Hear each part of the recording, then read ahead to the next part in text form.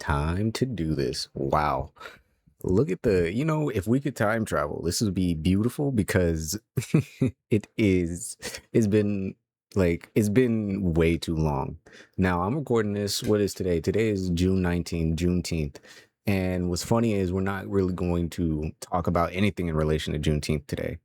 And that not because I don't care, but simply because that's just not the topic of today. This is the Young Talk podcast, right? We are still the same. We're the same. No change, right? Just more. I'm Father B. So there's gonna be a lot of moving parts as always.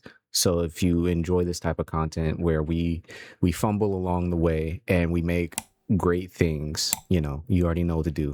Hit the buttons, do what you got to do to remind yourself that we're still around. We're just not binging, and maybe that's the important thing. I want to really talk about movies for a second, because if we want to know about what I've been doing, I've been watching movies. I watched a ton of movies over the past month. Initially, my only goal was to watch Backrooms, Obsession, and Scary Movie 6. But what ended up happening was, oh, I need to rewatch all the scary movies. Oh, I remember Twister popped into my head. So I was like, why don't I go and rewatch the original Twister and then watch the 2022 Twisters? I've watched a lot of different movies across a lot of different time spans. Watched the new Tom Clancy, Jack Ryan movie for no reason, just to kind of expand my understanding of current films, which I thought was really helpful because everybody was talking about Obsession. So we can get into Obsession here for a second. My favorite scene was him eating his sandwich, and I don't want to spoil the movie, right? Especially if you're someone who still has not seen this movie, go watch the movie.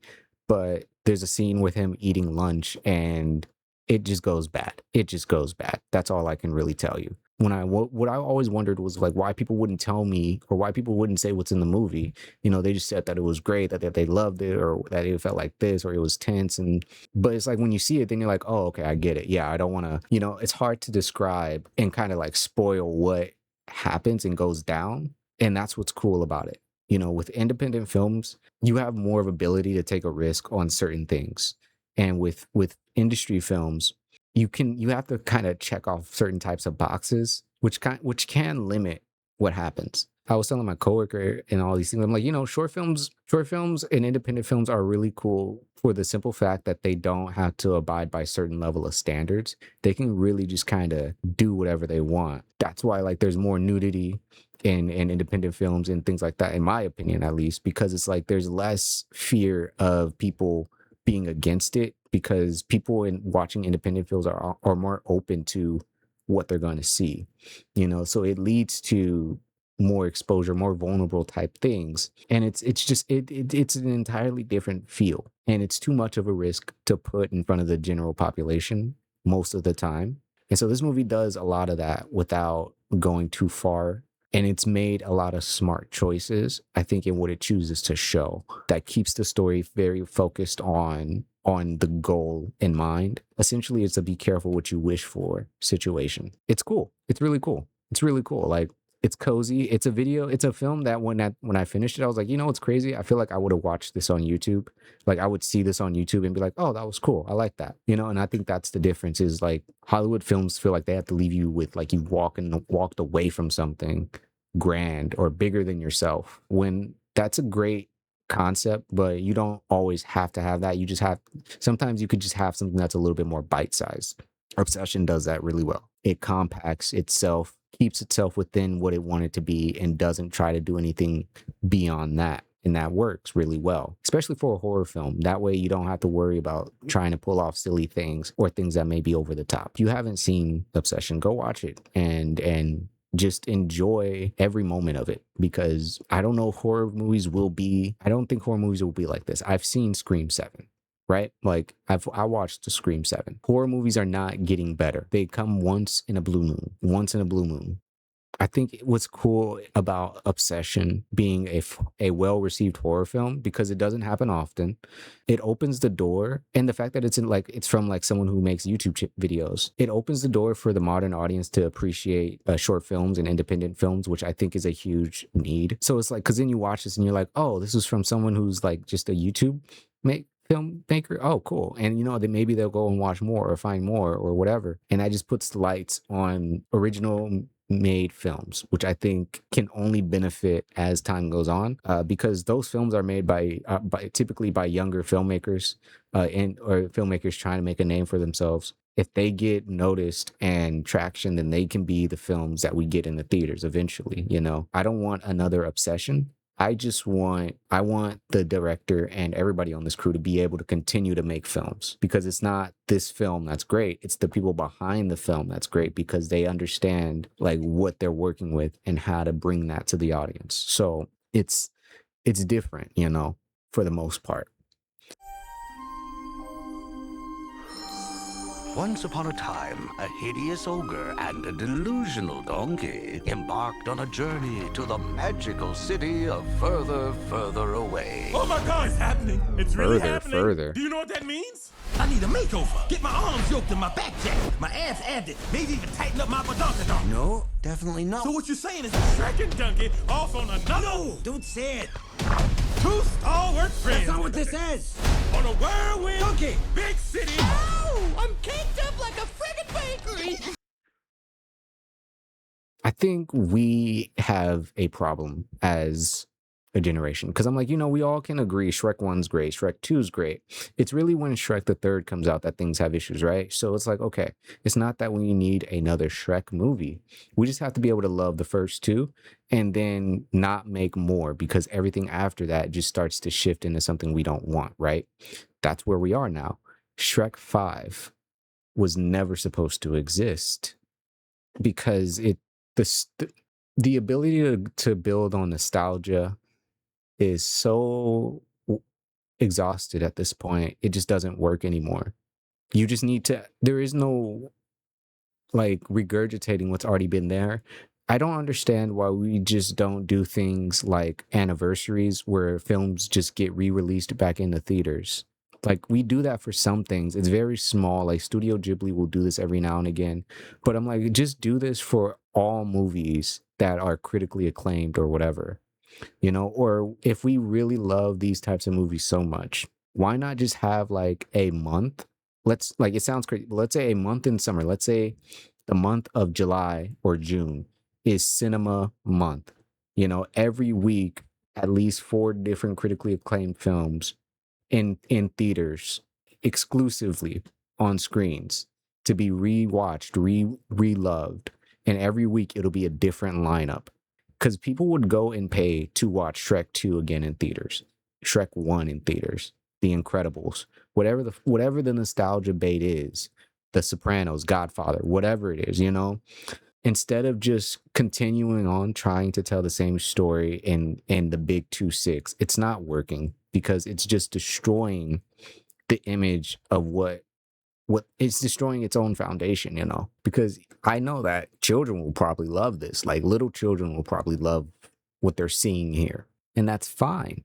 I think that when it comes to a point where when it's a repeated, when it's a legacy IP at this point, you have to consider that you're not just making this film for the current generation, but the previous generation that allowed this film to be successful, mind you, has to still be honored and respected in some degree, right? Because if Shrek, the first movie, flopped, there would be no Shrek 5. So we have to kind of, the studios, kind of lost this reality and this understanding that, like, you're only on Shrek 5 because the children of the past allowed Shrek 1 and 2 to be successful. Those children are now grown adults. If you want these grown adults to take their children to go see Shrek 5, you need to make Shrek 5 something that the grown adults can enjoy without feeling like a sellout. Like, this is, you know, and when you realize you can't do that, then you understand, like, oh yeah, we don't need a Shrek 5. Let's just re-drop Shrek 1 and 2 into theaters, so that way the generation that fell in love with these movies can now show it to their children. It's not that we, you know, like, there are ways to do it where I think there's a difference between film appreciation or film love rather than love of the money that gets made from these films or the love of these films. You know, like it's at one point it's like it's all money that this is for. This isn't about maintaining that level of sense of adventure, instilling these lessons or these ideas or no or fairy tales into children of today. Because if the children of today are so different than the children that grew up on these films, then go and make a different movie altogether. Don't make Shrek 5. Just go make a new movie. And I think that's the issue. It's why I think AI is going to win in the movie world. Here's well, here's what's interesting. Why I think AI will win in the movie world, in the movie and TV world. Because if people have the ability to make whatever they want, I remember I was listening to the official podcast. I was listening to like an old episode, and they were talking about it was about when AI was starting to come up and people were starting to able to make like generate their own videos and shit. And they were like, this is so bad. This is going to be a terrible thing because then people are going to start deep faking things. They're going to start making their own videos, and it's just going to ruin shows and TVs and movies and blah, blah, blah. Now let's fast forward to a little show called The Boys. Now let's fast forward through The Boys all the way to its season finale that just aired a little over a couple months ago. People hate it. People have condemned it. Fans are at a loss. Let's think about Stranger Things. Oh, that show, terrible ending. The ending was so bad, people gaslit themselves into thinking there's going to be a secret episode. Think of Game of Thrones. Ending so bad, people who have never seen the show don't want to touch the show because they know the ending is so bad. So now we are in an age of AI where now people can make videos of other things. And when I tell you the amount of posts I've seen of people remaking The Boys ending to something that is actually 10 times better than the actual ending of the show is wild to me, because we used to live in a world where this is what we were afraid of, but now this is the answer to what we're getting instead. You know, and what's crazy to think is Shrek 5 probably had a lot more AI involved in it than you think.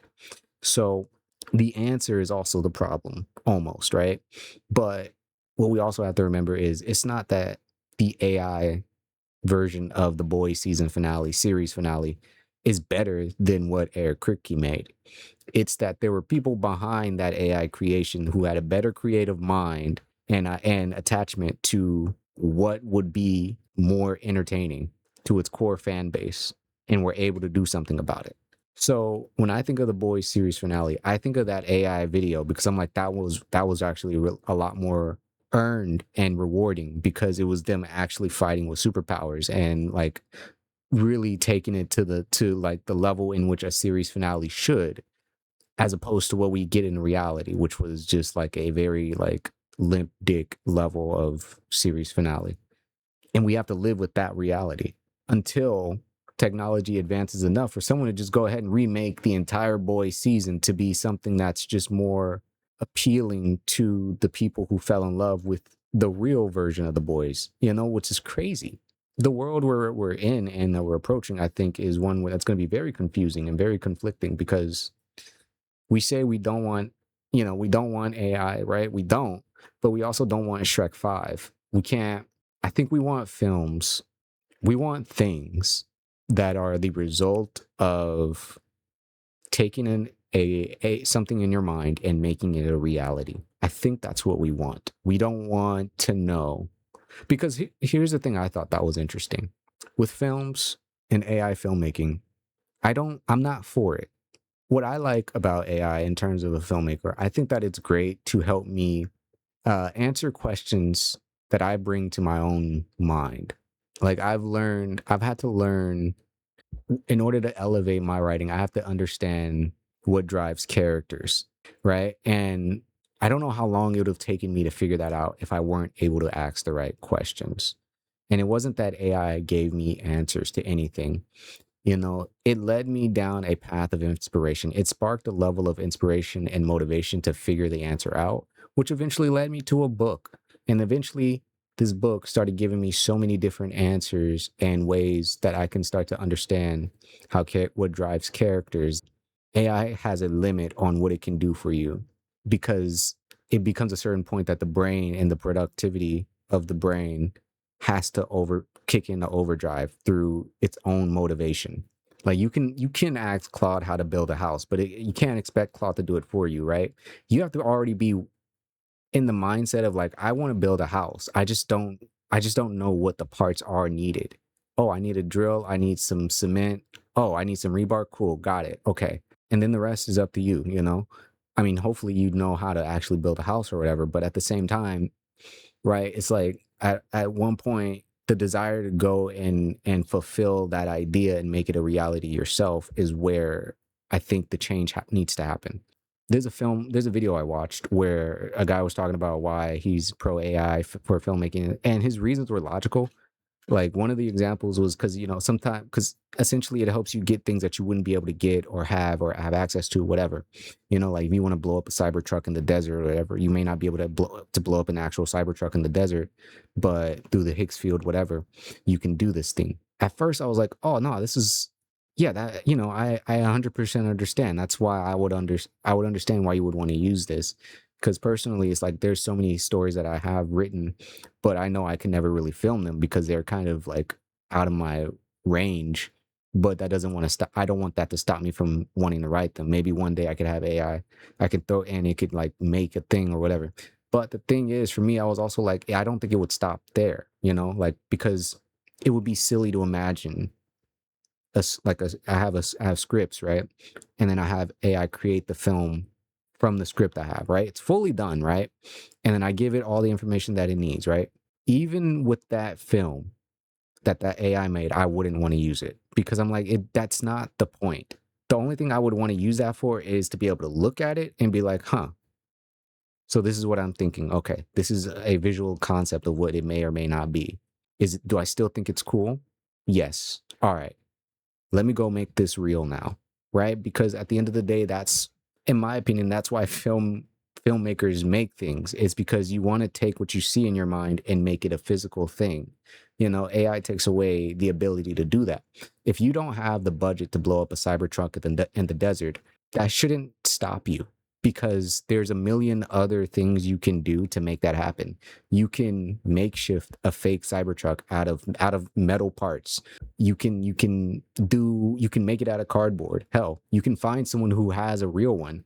You could send an email to the company of Tesla and pitch them your film and let them know you need like the barest, most cheapest, whatever it'll cost. You could crowdfund the money. Now, if you need the explosion, right, you could learn how to do explosions for film. There are ways to learn how to do it. If you don't have the means to do that, then that's when you can use something smaller. Then I would like it's at that point where you start to weigh your options on what it takes to make this a real physical thing.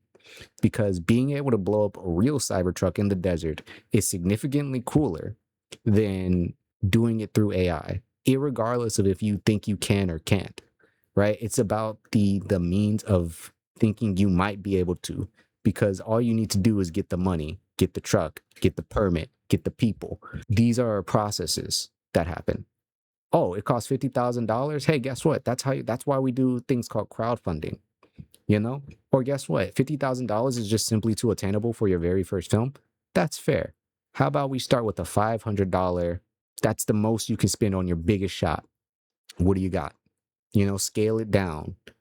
I saw a video where Christopher Nolan was talking about short films and for people who want to make films with little to no budget, where it's like it's understanding the story that you have and what that budget calls for. And understanding that if you don't have the money to do the big budget thing, to scale it down so that way you can do the thing, or shelf the big budget project and make smaller projects that can fund the bigger project, Because if the project costs $50,000 to make and you don't have anywhere near that, okay, great. Let's make a couple $100 short film projects that have nothing to do with this, but the money that we earn and raise from those films will slowly fund this one, right? And the people that we gain, the network that we build, will also help make this other one happen because they've seen everything that we've been able to do thus far.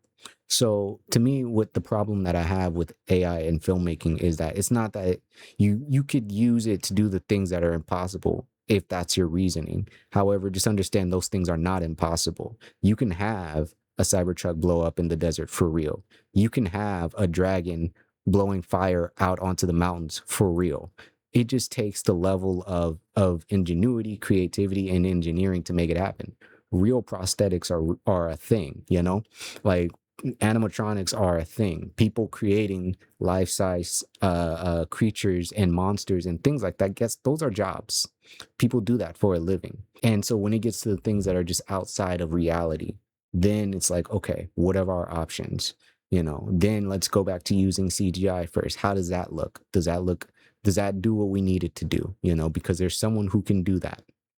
If it comes down to where you need something that is just completely impossible to create and you need AI to do it, then I'm like, sure. But I would never want it to replace the elements of crafting the entire process together. You know, I think I thought about it. I'm like, you know, I would want it to use it to make something as simple as turning the sky purple. But even then, that's a colorist job. So it's like forgetting that there's a reason why at the end of a movie, when the thing with all the names, the thing that we call the credits, it's because we understand that it takes all these people to make this idea into a reality. That's the beauty of filmmaking. You know, it's not about what is or isn't possible, because you don't know what is or isn't possible until you actually start trying to put the project into motion. If you want to drag and breathe fire over mountains, don't short serve yourself and say I can't do that, or it's not or it's impossible. No, it's very possible. You could do it in a miniature figurine version. Just angle it well and it'll work. You know, the reality is when it's impossible is if you can't do that, because if you use real fire, it'll cause a forest fire. So for safety, we had no choice but to use an AI version. Otherwise, we would have burned an entire forest. You know, then it's like, oh, okay, I understand. You did try every other option. You know, it just wasn't a viable option. The mini figurine version didn't look as good. I think that's what the levels of it are, where you have to go through all the steps. There is no film that's too big or too small. It's just a matter of understanding where that film lies at the end of the day. I have so many sci-fi horror films that are big ideas to where I already understood going in. I'm like, I don't plan to film any of these. I just love the idea of writing the story out. Maybe one day, if I become this world-renowned dude, you know, then I'll have the budget and just be like, oh yeah, here, I have this story that I wrote like 10 years ago. I think this shit would be dope. Let's do this. And it's not even a question of if we can do it. It's just how soon we can do it, you know? But it also, I think there's a risk. It's like where if you don't want to wait that long and you want to just go and make it now, understand it's going to be it's going to fall in the category of low budget, low quality films, because you don't have the budget to make it feel like it's a lived place. You're going to have styrofoam looking things, you know, you're going to have a janky green screen or whatever, because you didn't want to wait. You didn't want to film what you have available to you, you know, or go the extra mile to raise the $50,000 or whatever it takes to make this film happen, because it is possible. It's just about the time it takes. And I think using AI makes it real easy to forget that these things, this is what takes this is why not everybody does this, because it takes time to make it right. You know, it's the only thing that makes sense. Because when you forget that element and like you understand that animation takes, you know, a true level of discipline, you'll understand like, yeah, we never needed Shrek 5. We're good with 1 and 2. Because the sooner we can circumvent animators, we just start making literally anything, and it becomes terrible, right? Because there's no creative desire behind creating the animation. It was just, well, what will make money? What's gonna get someone to commit themselves to sit here and draw these 2,000 frames? You know what I mean? Or animate these 2,000 frames, whatever. Like, I think is the one thing I could say that's really cool about The Boys. I watched a video about the costume design of Homelander, and they were talking about the details. Like there are so many details on like his on his hero suit or whatever. Like a lot of handmade, hand stitched things, an amazing amount of detail. It's like it took me aback, because I was like, damn, I totally forget. Like set designers, costume designers, like there are times where they are going in and people will never know. Like Like what you see that character is wearing is literally a one of a kind. Did not exist. They had to make it, you know? And it or whatever. Like it's it's so fascinating to that it's easy to forget that, right? And it's important to understand, I think, for all filmmakers that it's like if you're gonna use AI, it needs to be something that takes away the most menial of tasks, not the most creative or productive of tasks. You know what I mean? Like you have to know when it's time for you to put in the work as opposed to I think there was a post where Scorsese said that he uses it to do his storyboards or whatever. And I'm like, that's fine. That makes more sense. Mainly because personally, I'm not a drawer. And it seems crazy to have to ask someone to do these things when we're just trying to get an idea of a concept, you know what I mean? But that doesn't mean like it's going to generate these images and we're going to run with these. It's just like, okay, so this is what I'm thinking. This is the angle, this is the shot. But the process and everything of how that comes together is still happening from the creators themselves, you know? And like that's what I've always wanted to use it for. I'm like, sometimes I just want an image to see what it is I'm thinking of. If this is even something that I think is cool, or does it look as cool as I'm thinking, or am I just fooling myself, you know? This and I'm like, space is the only thing I could imagine AI really being used for. Is like if there's just a place that does not exist in any capacity.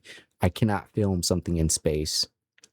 But then again, that's also a cop out because plenty of films have been made throughout the decades taking place in film, you know, low and high budgets. So it is possible. You just don't know how. Doesn't mean you can't. You just don't know how. Learn how or don't do it. And I say that even as someone, even if you're a filmmaker with a one where it's just you. Like the very first film I made for a film class was just me on every element of it. I did the writing, the directing, the shooting, the angling, the lighting, the acting, the whole, it was just me. You know, I didn't have people to help film it with me. And my friends are not film people. So they didn't have, like, the only thing they did was play actors.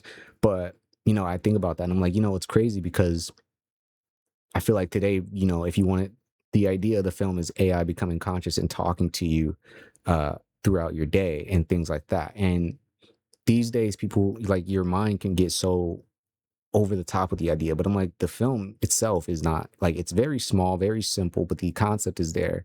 This AI is talking to you and trying to help you get through the day, you know, and that's what you see throughout the film.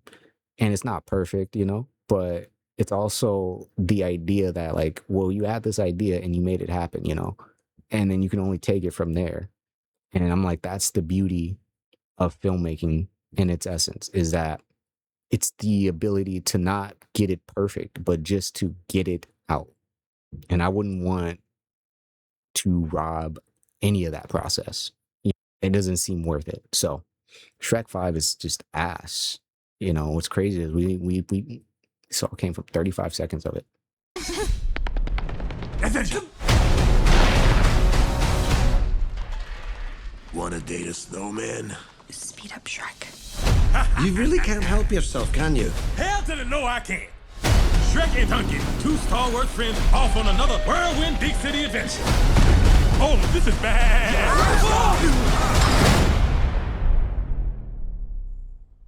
Are they going after the daughter because she ran away?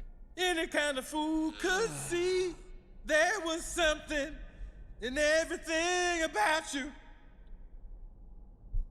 Yeesh. Roxy! Donkey! Hey now, you're an all-star. Get your game on, go play. Yeah, it's looking real rough, you know. It's like they don't know how to capture the older audience anymore other than just by making 80s rock music references, which is weird. It's just weird. I think the solution to it is by not making the movie. Out of control that some schools are actually deciding to bring back old school blue exam booklets and just pens, and that's it. No phones anywhere. Will this combat AI cheating? What do No. you guys think? Right? You all are on board. My first thought when I heard this story was, I think the teachers are actually trying to help the students. Yeah. I know AI, we talk about it all the time on the show. The horse has left the barn, the train has left the station, it's already happening. But I think there are a lot of students, and I would be guilty of it too if I was a young person in school, are leaning too heavily on this technology because they know they have it. And I think by bringing back the pen and paper, the teachers are trying to remind these kids, you're smart enough. You have the answer. You don't need this. You don't need ChatGPT. I know if you study and you put your mind to it, you can do it. And I'm going to give you an hour in this class and you're going to surprise yourself. I'm going to give you a mark back that you're going to feel like you truly own that mark because you did not use technology. You used your brain and you took your time and you studied. Old-fashioned way to do it. And I think that's what they're trying to do. You know, I think it's just weird. Like, it's just like we talk about this like this is just a sudden thing, but I'm like, you guys put you put the technology in the classroom. It's not like this is something that students demanded nationwide. You know, we just woke up one day and suddenly we got Macs in our computer. Oh, in our classrooms. Oh shit, you know, this is cool. Awesome. Why though? The thing that needs to be brought back in the classroom is the cognitive ability and connection of writing, the ability to trust your inner thought, right? And your inner thinking process to come up with an answer. Because I think even back then, the dumbest person in class would still at least write something dumb. The bigger problem is education in general is just, it's dense after a while. It's a lot of information that you're being expected to know and remember.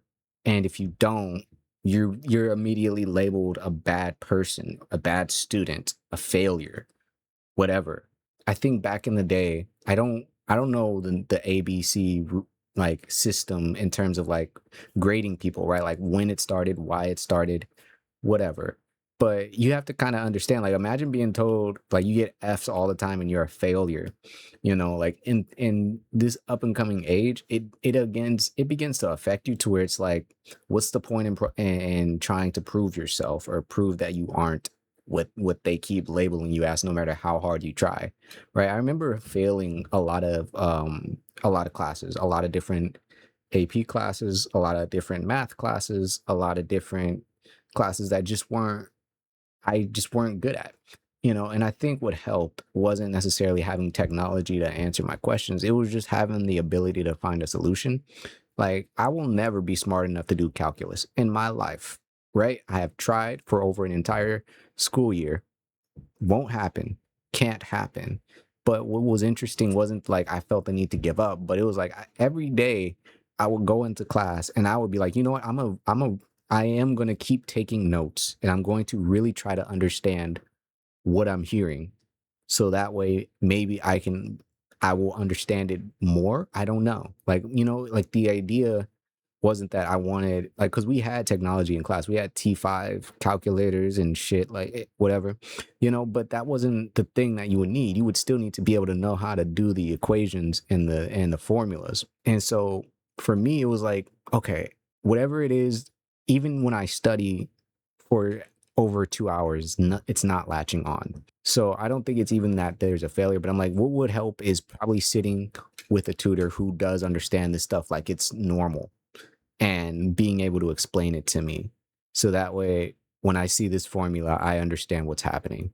Students need to be able to have the confidence to explore knowledge. They like school, that's what school is supposed to be for. It's not necessarily that you're just hammering information into them. It's that they also find who they want to be when they get older, right? Because some kids really gravitate towards science, some gravitate towards PE, some gravitate towards English, whatever the fuck, you know?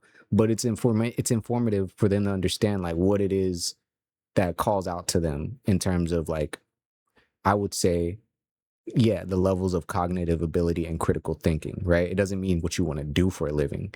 But if you understand words better than you understand a football, that's probably really important to understand, right? If you understand equations better than you understand how history has gone, then I think that's important to understand, right? Because you are a problem solver in a different level. And kids need to be able to be confident to fail or succeed in all these areas, because it's not about being smart enough to do history, math, English, or whatever. It's about understanding. You need to just be able to understand how these things work and how to use them. I never enjoyed writing essays, and I wouldn't never, even if if I grew up in an age where AI could write my essays for me, I still wouldn't want them to do that, because I think there's a level of like integrity where it's like, I still want to be able to understand how to do it. And at the end of the day, it isn't that hard. It's 5 paragraphs. One of them is literally you just setting up what it is. And the other one is you ending with what it is. And the rest of it is just you talking about what it is. And so when you can break it down for yourself to where it's like, oh, okay, at the end of the day, I just need to have something that I want to talk about, introduce it, talk about it, and then conclude it. That seems really hard when it's history, because all of history seems really bland or boring or terrible, right? But that's also because we're not really told the full history in school.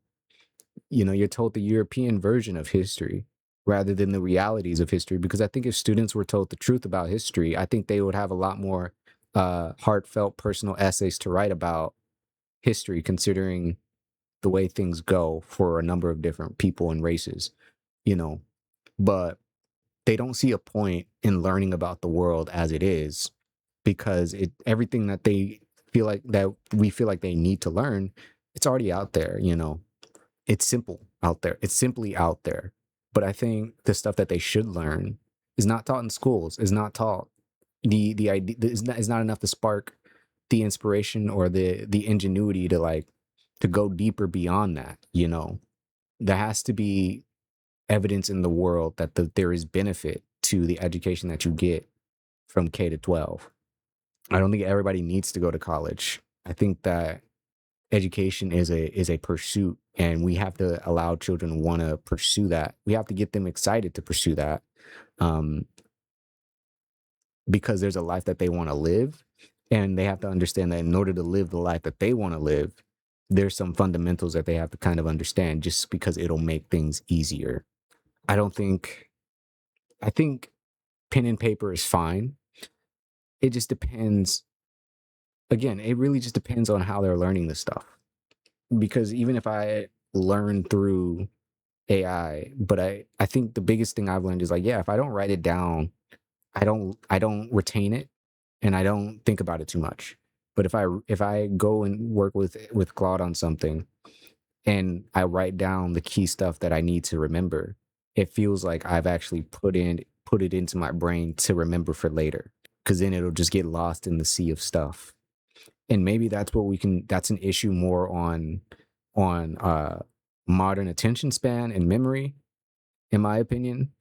Those are also different conversations that have less to do with AI and more to do with the damage we've done to society in terms of like their health. But, you know, the healthcare conversation, you know, we all know how that goes. Yeah. You know, it's fascinating to me. As a former educator, I always ask myself, what would I do if I was in the classroom right now? Yeah. Because this is, you know, we talk about this all the time with our kids. We have no idea what the future of education means now with the dawn of ChatGPT. It's almost like you are outsourcing learning and knowledge all by itself. So I definitely thought to myself, the onus is going to be on teachers, and it's going to be on schools and educators to shift. Because the bigger question is, what is the point of the education system? Is it not to train our kids for the future? The future workforce But it's also to is teach that. them how to learn. No, it's true. You know what I mean? Like, You're absolutely right. But I think for me, the challenge for the teacher is, how can I use and harness the power of ChatGPT and AI and still teach critical thinking? Well, at the end of the day, to me, if like to answer this lady's question, I think it's real simple. It's very simple. You, the adult who already has the base knowledge, understanding, and foundation, use AI to enhance what you already understood and work for a way to make it engaging for the younger brain. That's what you should do. So that way, when they come into the classroom, they don't need AI. They have you. They have a real person to help take what AI will just blandly give them and make it human. You know what I mean? Like, I think, like I said, I think learning should be an exploration, and it should be something that you walk away feeling interested in doing. There's a reason why there's spelling bees, because it's fun to learn how to spell things for children. You know, it develops their vocabulary.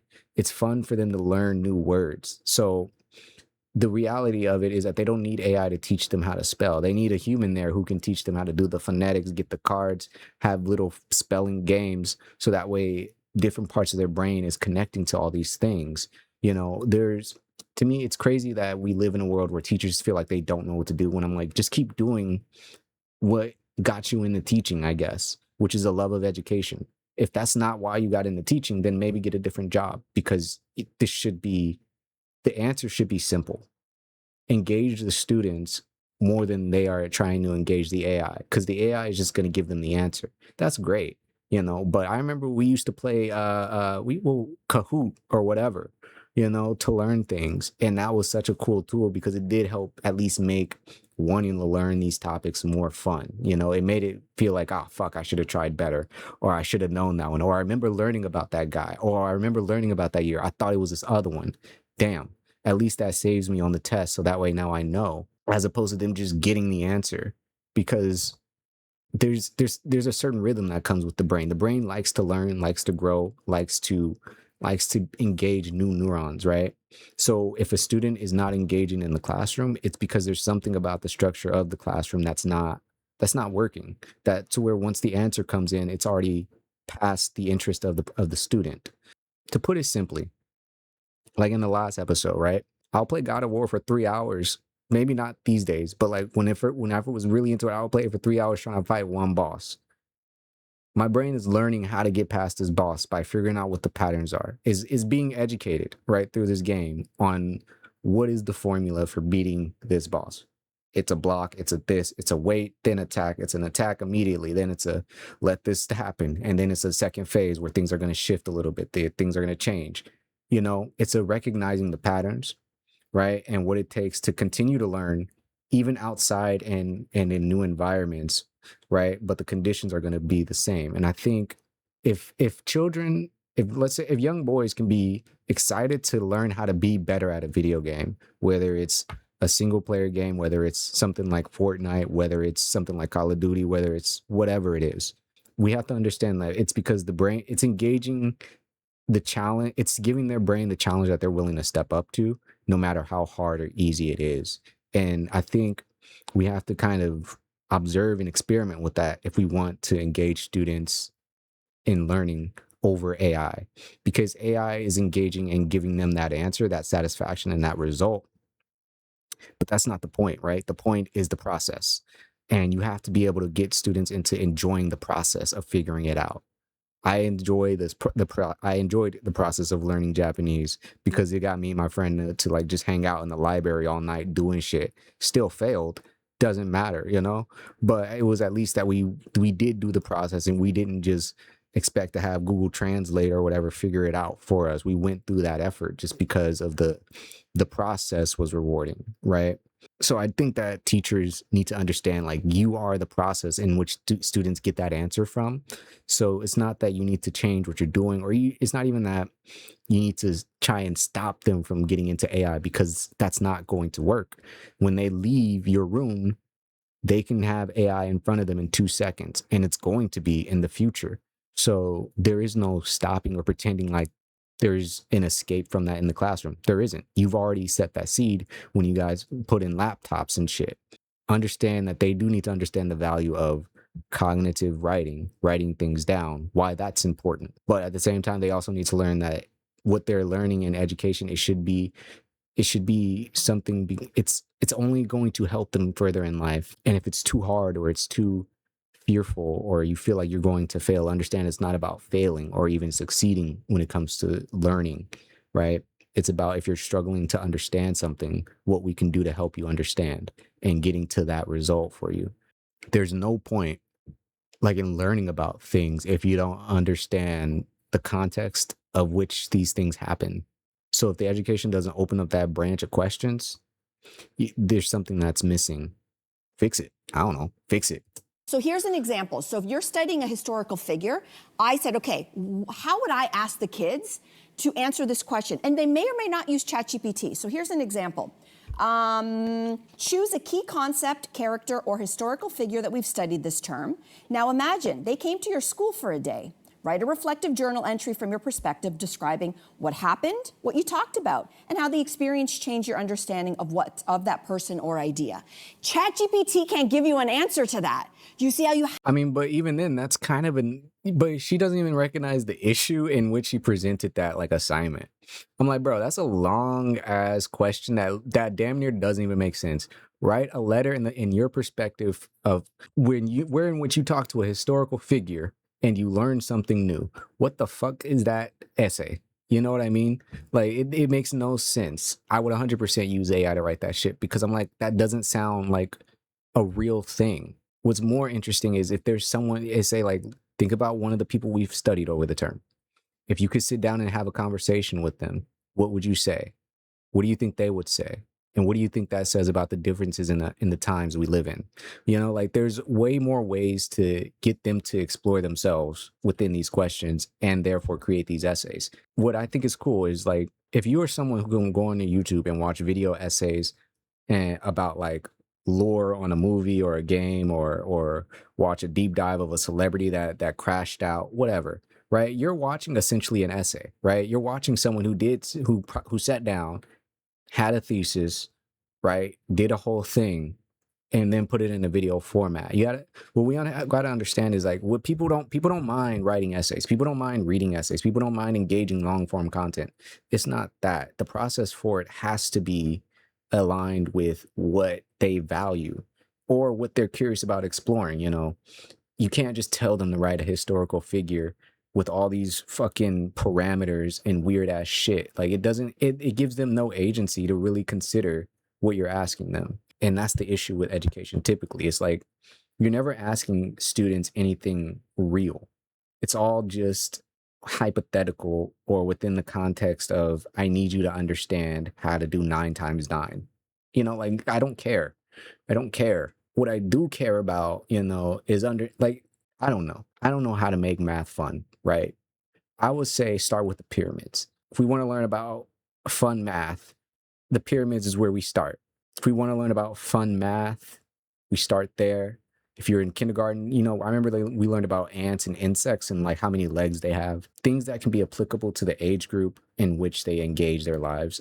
And if we're in an age where most of them are online, then we have to kind of understand that the idea, it's not the teacher's job to prevent the online stuff. It's their job to educate. It's a different person's job to deal with the online stuff.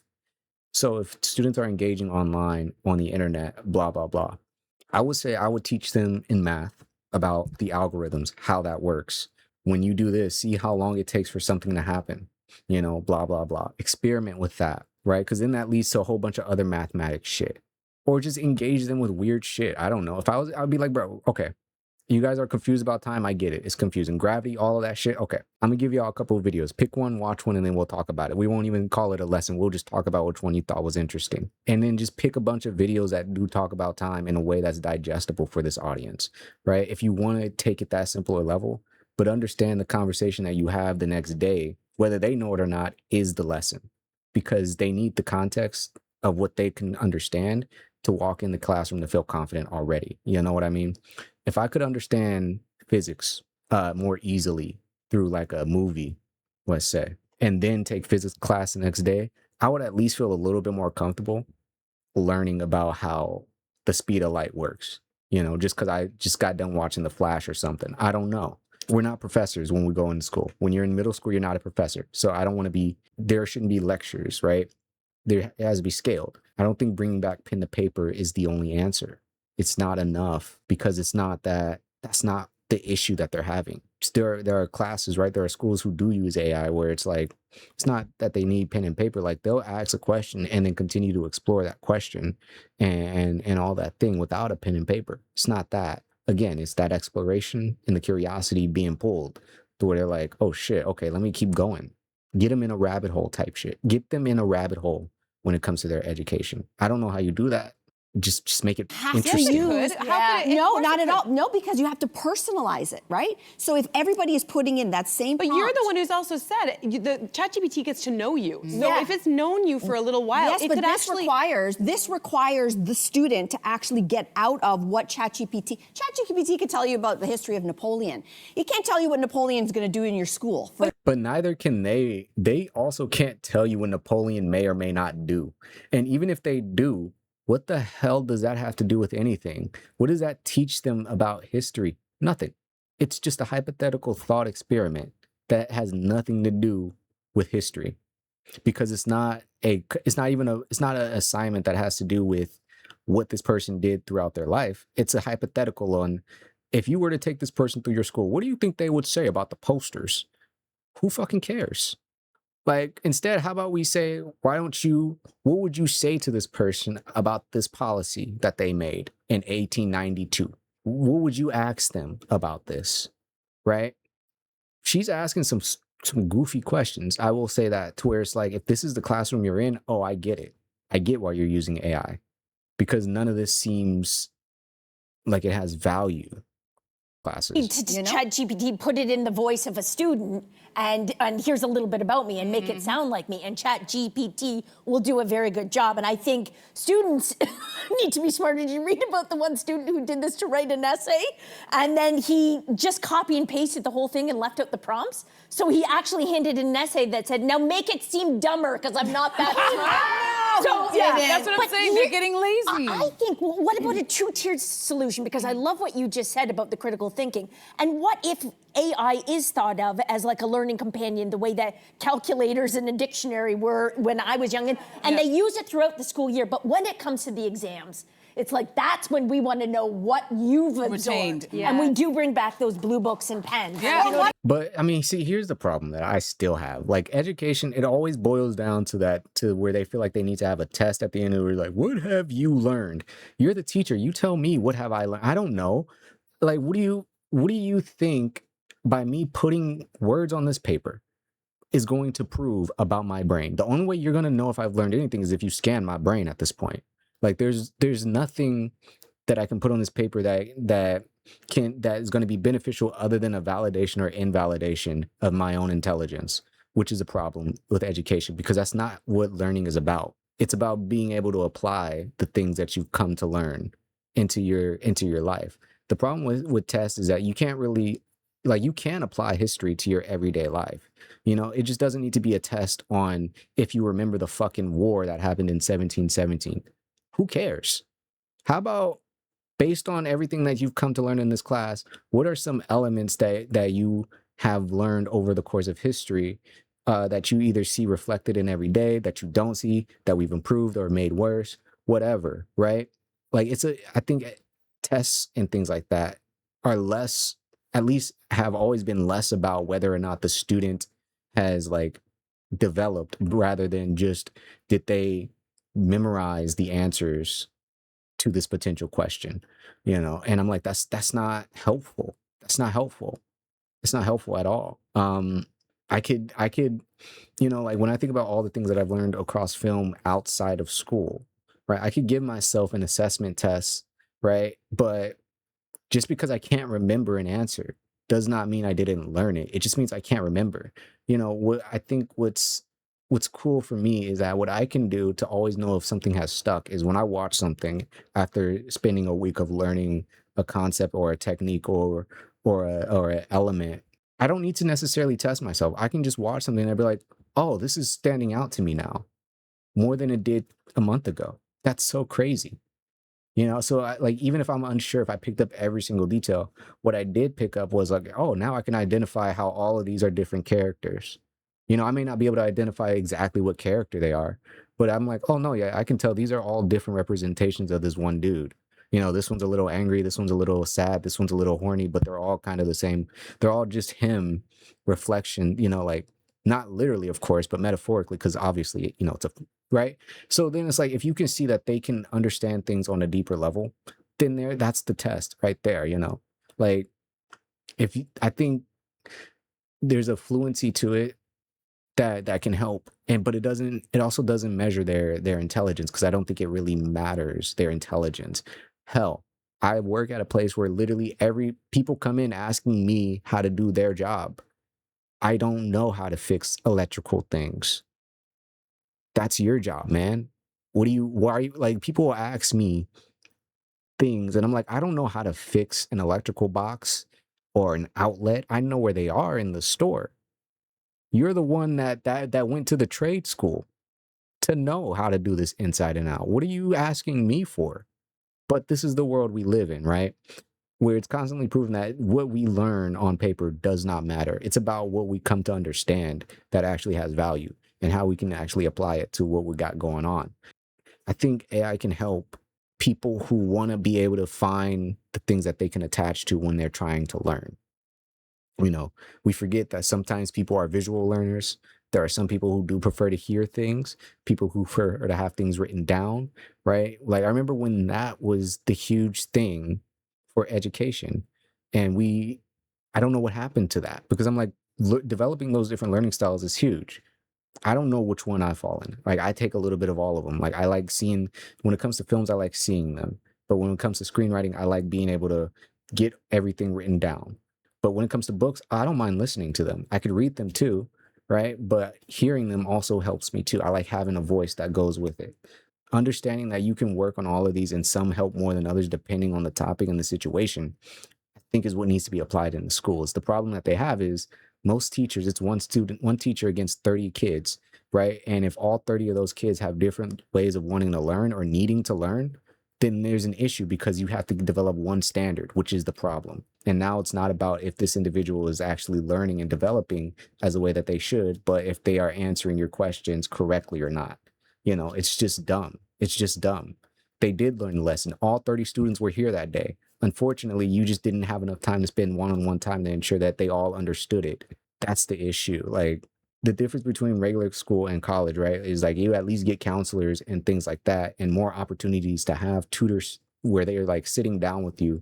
I remember I never I never went to tutoring until I went to college. I didn't think I ever needed it, right? And then I went to college and I took tutoring for Japanese. I remember walking into the library. You know, you have to sign in, write down what you're here to study. They had like 6 different tutors for different, you know, it would change obviously based on like what majors were going on. So they would shift in different, but I would go in for the Japanese tutor.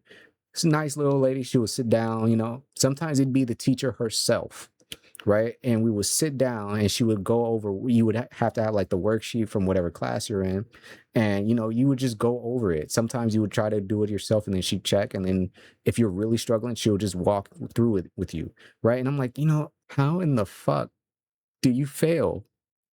If you can, like, because if you don't need the tutor, then it's like it just comes down to you finding the method and study habits that work. But if you need the tutor and you take the tutor and then you go and it's like, oh shit, this test was easy as hell. Like, holy shit, konnichiwa. You know, like, I know this word. Like, I just didn't think that there were any avenues for learning it, right?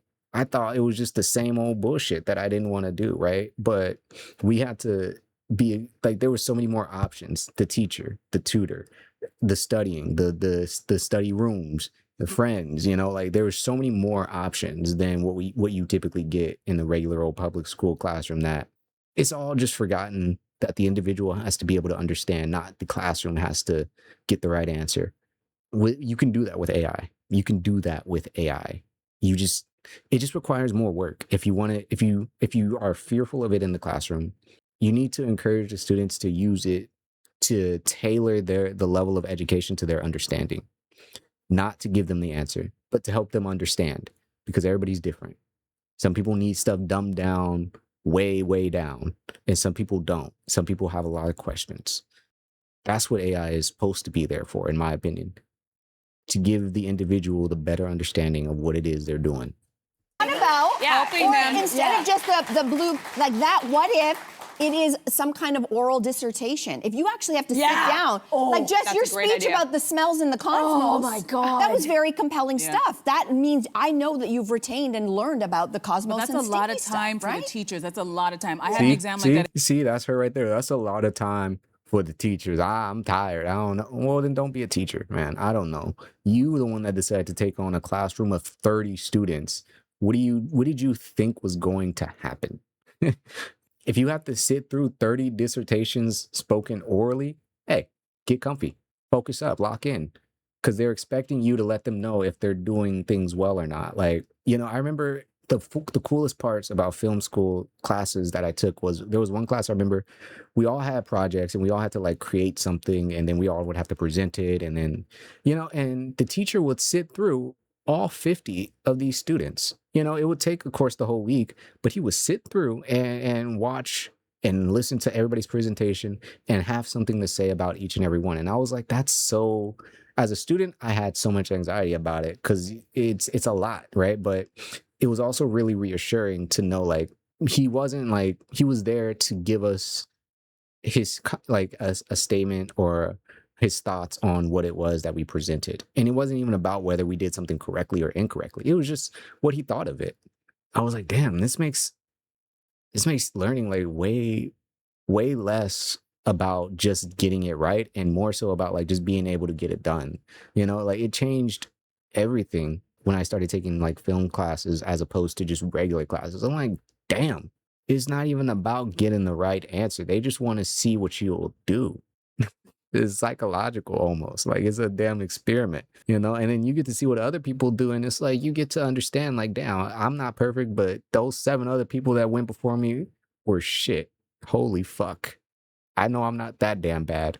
Or those 7 people that went before me were really amazing. I cannot believe they took it that far. And it's beautiful because you don't feel like you don't feel inadequate in the process. You just feel like you're you and you did the best that you would have done. You find the individual in the education process. If you're a teacher taking on 30 students, that's what you decide to take on. If we want more teachers to take on less students, then we need more teachers. Or less smaller classrooms. These are not problems. These are just things that we don't want to solve. It was an oral exam. We were going in one at a time. Horrible? It's hours. Do you know how long it takes to mark one exam? It used I know, to but at take least you me can take that days. home and do that in your own time. I think like having one student after, yeah. See, so like this is really a problem. Like the teachers they're really comfortable with finding solutions that makes their job easier when they don't seem to understand it's not about making their job of evaluating easier. It's about being able to have the capacity to make sure that the student understands where they're at. The student needs to know how well they're doing based on your evaluation. So if you do got to sit through hours of evaluations or hours of exams, give each one your undivided attention because the individual that's reading this is hoping that they're doing well. They don't need you distracted, doing it when you're at home watching fucking Real Housewives. You know what I mean? Like, give them your full attention. It's crazy because I'm like, you're a teacher, you're an educator, you're supposed to be locked in when it comes to that. I do these script evaluations and I've been doing them for a couple years now, and it's really gotten me to like go from not tripping about what I write to being really passionate about what I write to pulling back to finding a balance to where it's like I want the person who gets these notes, whether it passes or fails, to understand that I see what they're writing. I understand what they're writing. Whether it passes or fails is less important rather than whether they hit the mark on what they were trying to achieve. And I'm like, that's it. Like, taking myself out of it. I'm not going to read your script and give you notes when I'm in a bad mood, right? I'm not going to do that because that's not fair to the reader. Even if I think your script was terrible and it ruined my day, I'm going to just give myself the space to where I can come back and be like, hey, okay, as someone who understands how this stuff works, this is or not working because of these reasons. However, these other things are really great. If you take some of these other things and put them into these other things, I think you have something here, And I'm like, that takes a lot more pressure off of me as a person because I'm like, I don't want to feel like I'm just reading another bad script or that I'm praying that this script is good. It's just like, nah, let me just see what the story is and what they got going on, figure it out. And hopefully it'll be good. And if it's not, then, we'll work through it. We'll figure it out. And I think that comes from being on the side of being insecure about if your script is good enough or your story is good enough or strong enough, you know? So I'm like, every approach is like, if this was me, you know, putting this in, and if, you know, sometimes I'm like, this definitely ain't me because this shit is terrible. But if it was me, you know, I wouldn't want to feel like I failed. I just would want to understand, like, well, what didn't resonate? I think there's problems on both sides. It's not just the students, it's also the perspective the teachers have. That's a lot of time. Yeah, listen, teacher, this is going to be the thing Yeah. of For education. our generation, teaching. yeah. It I really, just want to really make is. sure that my kid, and I think your kid too, understands how to learn. Yeah. And I think Yeah. retain information and not just be like fed stuff, because we know that like all the research shows that actually that activity of holding a pen, doing it, it actually helps to retain Oh, without a information. doubt. It helps to Yeah. knowledge. So if you lose that entirely, Oh, we're I don't know, doomed. we're doomed. Kids Yeah, are yeah. going to be like, I don't Also, know. I think it also builds your confidence when you know it's like, I Absolutely. wrote this. This came Yes. from me and I Yeah. wrote this and That's I worked right. on it, and I think that's going to be. Yeah. Yeah. Hey, Let's I'm see. singing teacher. What's this? I think that last bit, what she just said, was really important, right? It's the end result of being able to see, like, this is what I did. This is the thing I did. This is, wow, this is the results of my brain. Huh, that's really cool. And that's the only thing I can really say about when it comes to like the ups and downs of being any type of writer. What I had to learn so much was that you are no different than every other writer, in the sense that every writer feels the exact same way, that they don't know if they're good. They don't know if the story is good. They feel stuck. They don't know if how to get to this next spot. They don't know. They feel, they hate, they think the story is shit. You know, they feel all these emotions, you know, and then when the story's cooking, they feel all the exact same emotions where it's like, oh, I'm on one. I'm in the zone. This is working. I finally have it. All these emotions are true, right? And it really comes from the benefit of working through the process. And even if the only thing that comes out of it is a title, right? It's like, bro, no one understands the level of power and energy and pain it took to come up with this fucking title, you know, right? And that's the stuff that you stand and fight for, because it's like, I spent days trying to figure this out, okay? This title is never changing. This is it, all right? There is nothing I have to question about this, because there is nothing in my mind that doubts me, right? And when it comes to writing, like, that's the level of discipline and power you have to find, that you really can't.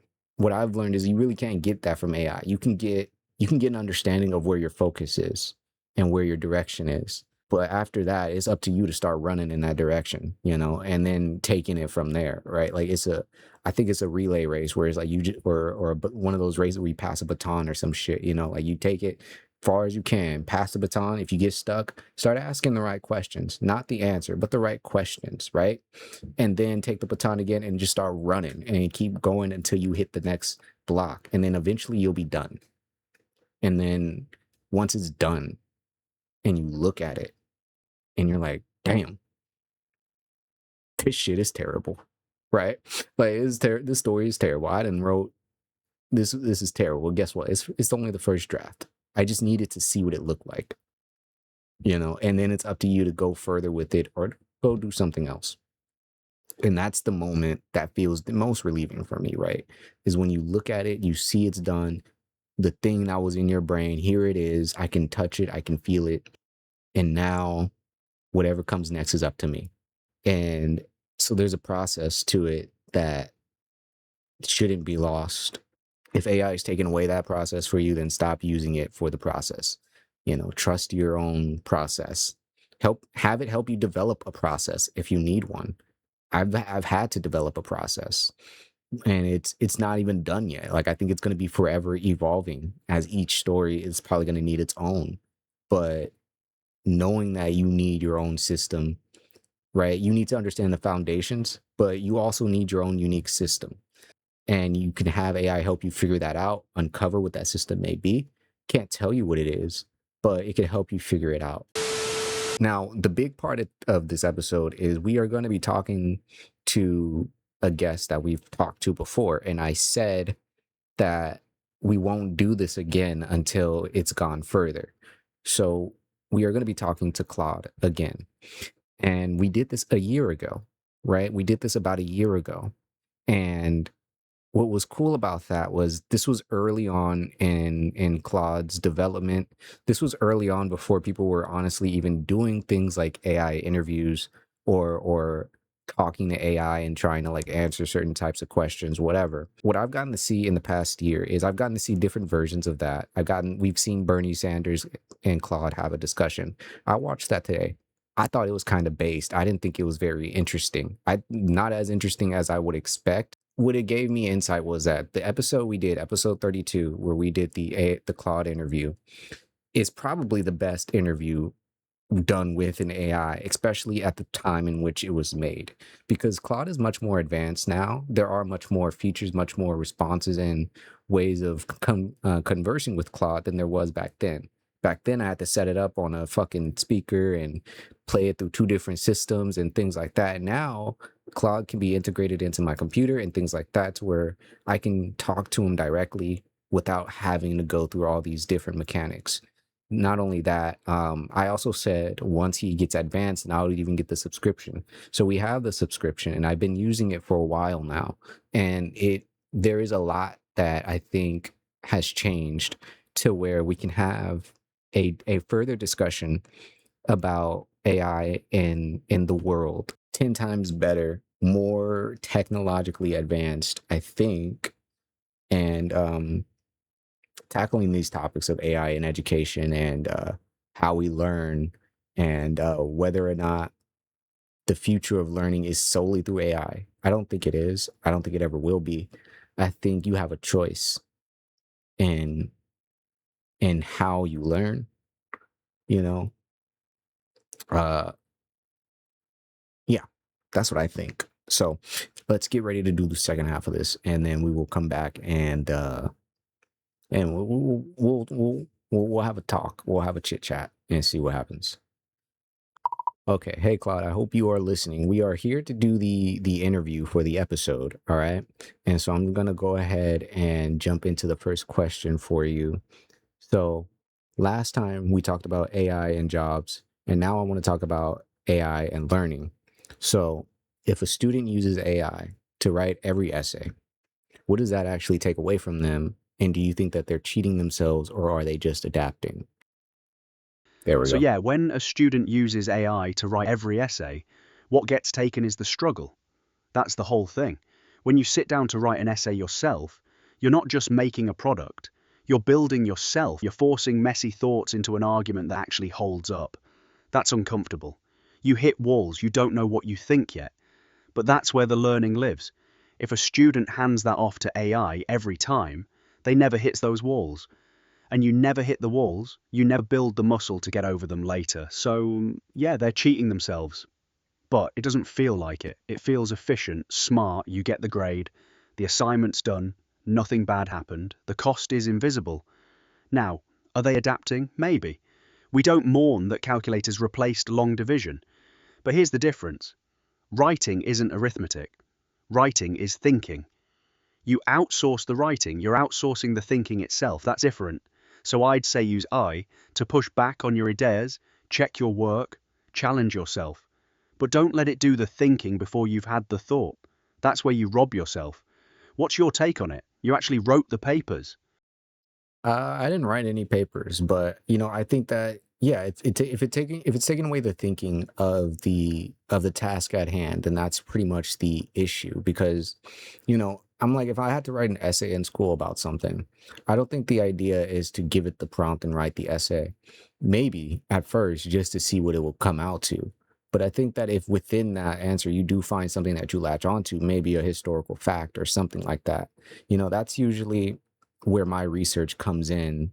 When I was in school, it wasn't necessarily like knowing every fact straight on. It was like trying to find something that you find interesting and then being able to really like pay attention to that part, so that way it doesn't feel like you're just being like history lectured or whatever. But it's like, oh, okay, so there was racism in the 60s. It was this Jim Crow thing. Okay, that's pretty crazy. Let me see if I can kind of understand how this happened, why it happened, who it affected, and what caused it to end.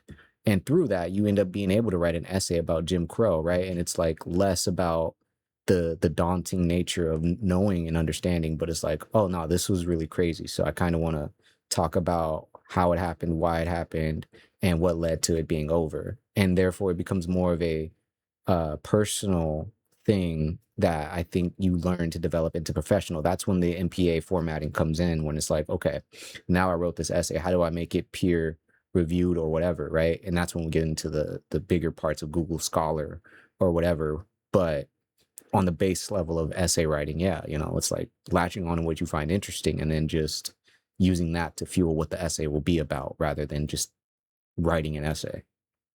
Curiosity is the actual engine, not the assignment itself. You find something that genuinely interests you, and then that becomes the fuel for the whole thing. The essay isn't just answering a prompt anymore, it's you working through something you actually want to understand. And that's exactly what gets lost when you hand it to AI, because AI doesn't have that curiosity moment.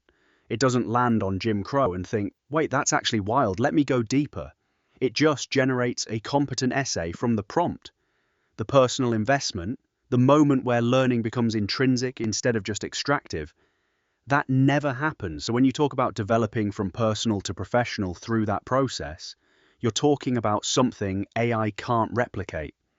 That's the thinking part. That's the part that builds you as a writer and as a thinker, not just as someone who can produce an essay on command.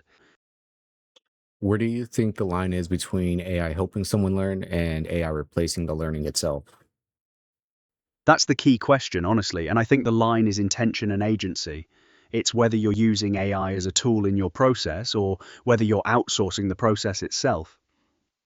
So, like, you used AI to check your work, to push back on an argument you're building, to help you research faster, to organize information you're then going to synthesize yourself. That's AI helping you learn. You're still the one doing the cognitive work. You're still the one making choices. But the moment you hand over the thinking itself, the moment you say generate an essay and submit that, you've crossed the line. You're no longer learning, you're consuming. You're letting the machine do the intellectual work that's supposed to be building your brain. The tricky part is how quickly that line gets blurred, especially for students. Because it starts innocent, right? You use it once to see what it does, and then you use it to outline, and then you use it to draft, and then suddenly you're just editing what it wrote instead of writing what you thought. And each step feels small, feels fine.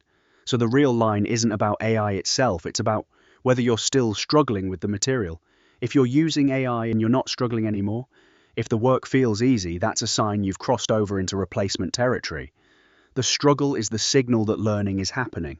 Right? Like it's the moment when you hit the wall that you're like, okay, now I need to understand that there's something that I'm missing or that I don't fully grasp onto yet. And it's like, I think when it comes to like writing an outline for an essay, for since we're running with these types of examples, if you want to use AI to help you write an outline, because let's say you've never written an outline for an essay, so you don't know what you need to include in there, right? You could always ask, like, what does an outline typically need to have in it, right? And if you don't know how to write a thesis, then it's like you can ask, what are the questions I should be trying to answer in a thesis, right? It doesn't need to write the essay for you or come up with these things for you. But if you know what type of questions you're trying to answer, I think that's what it comes down to, right? Because it starts off on telling me about the history of Jamestown, right? And then it breaks itself down into who was responsible for the laws in Jamestown to, like all these other details that become, oh, well, once I understand that, okay, then I can understand this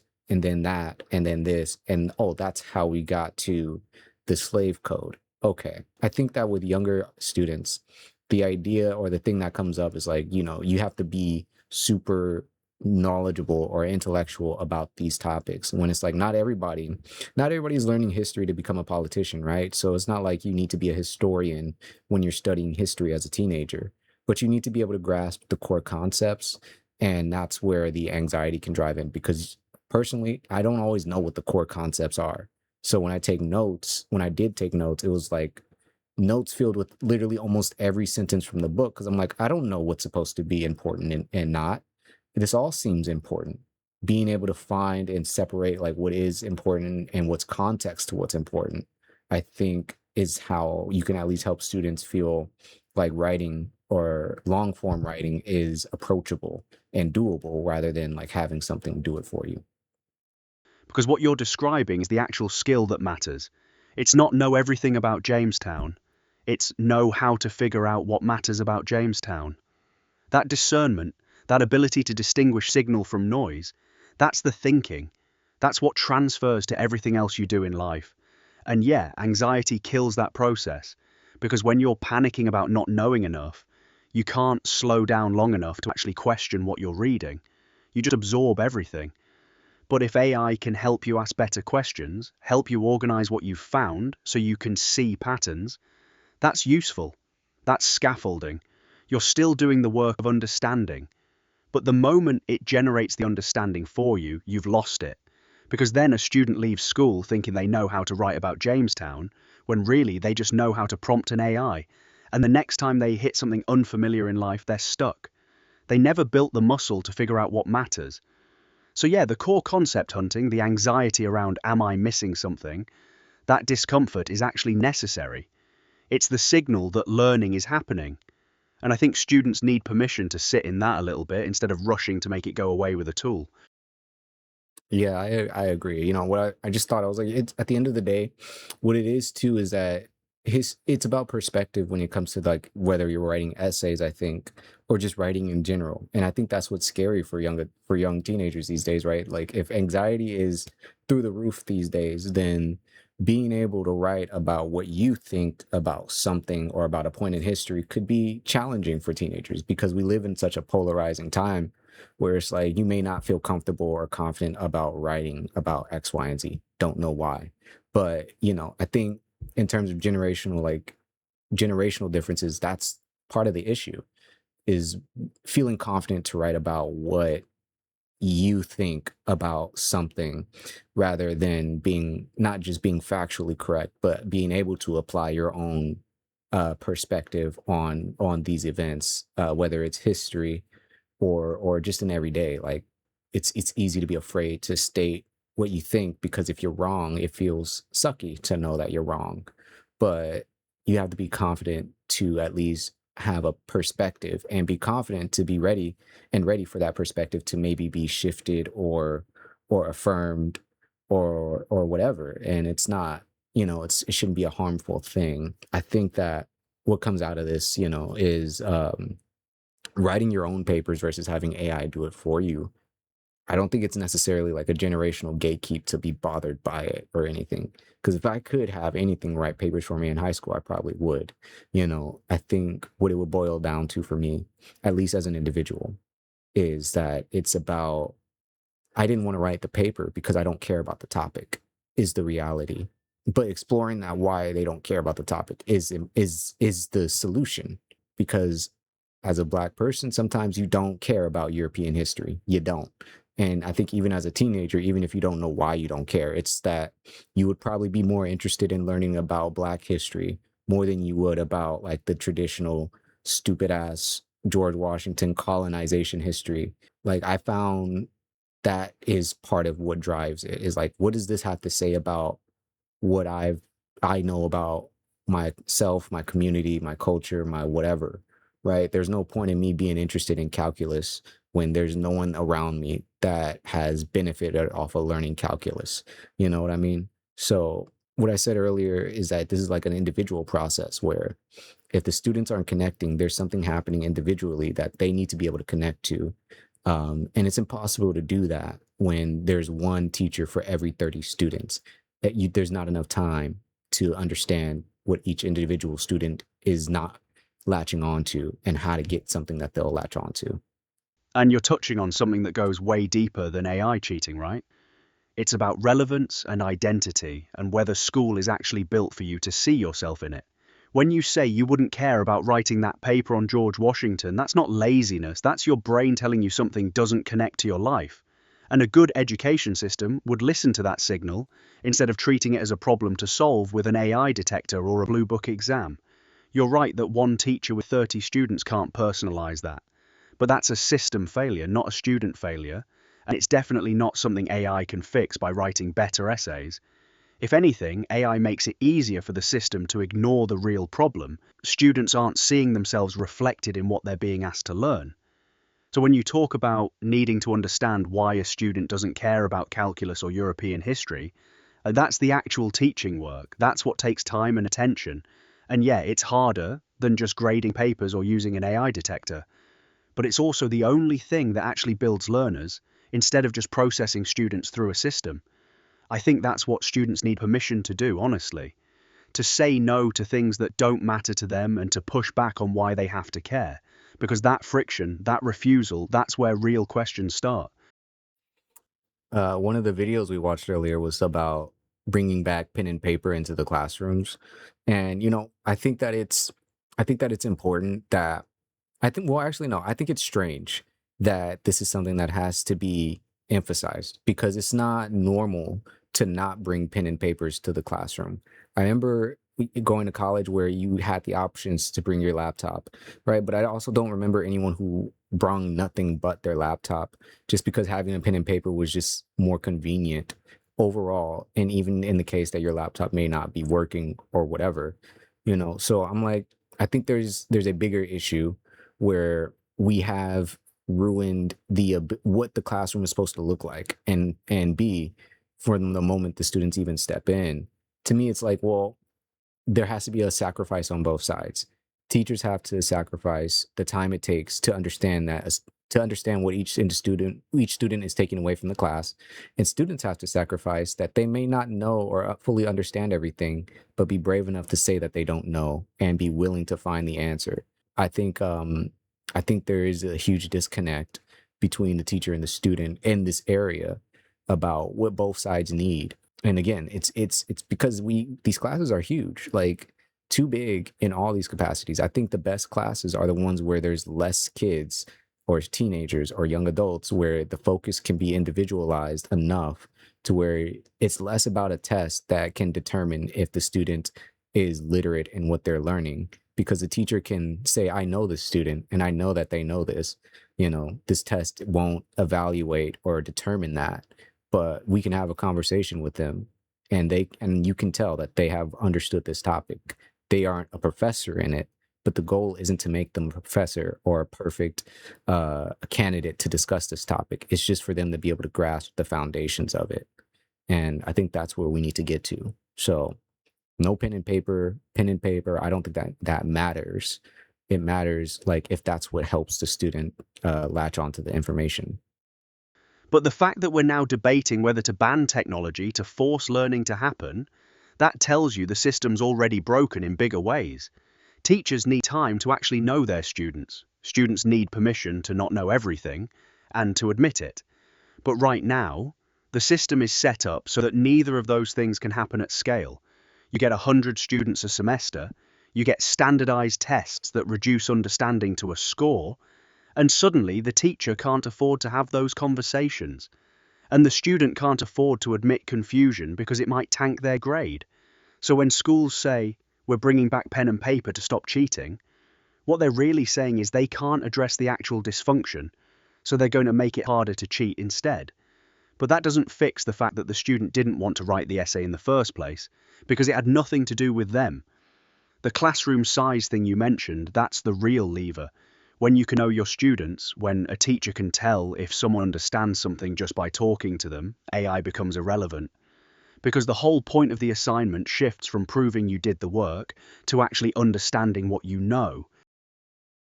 The question too is like, is if people are using AI to think for them, and I think it's strange. I was worried about this for a while, but I don't think so at all. Like I think at least not for everyone. I still have my own goofy thoughts and human thoughts rather, about a lot of things in life. But at the same time, I'm still more of a filmmaker. So for me, my imagination fuels a lot of anything that I do.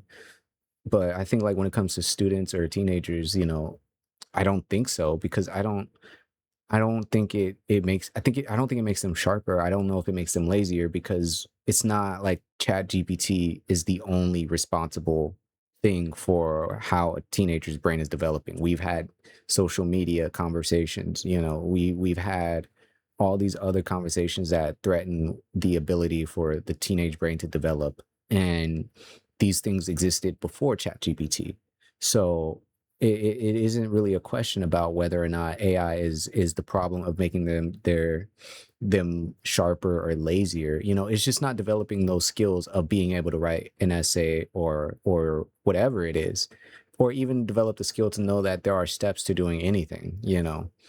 And I think that sometimes I think this has always been a human nature thing, no matter what. Like, when you want to get into a higher job or a different career or whatever, there are steps to do it, right? There are things that you have to do, and these things may be hard. They may be complete life changes. They may be things that are completely outside of what you've ever done. But if you want to do it and have a desire to pursue it, then you are going to make the efforts to take those steps, even if you got to take smaller steps to get to the first step, right? So, I don't think it's about making them sharper or lazier, because if a teenager has something in life that they're going to want to do, they'll go to the ends of the earth to figure it out. They'll play Fortnite for hours. They'll stream. They'll make content. They'll do whatever they want because it is what they desire and what they want to do. So they'll make an outline for that. They'll make a plan for that. They'll do all these skills that naturally come to humans.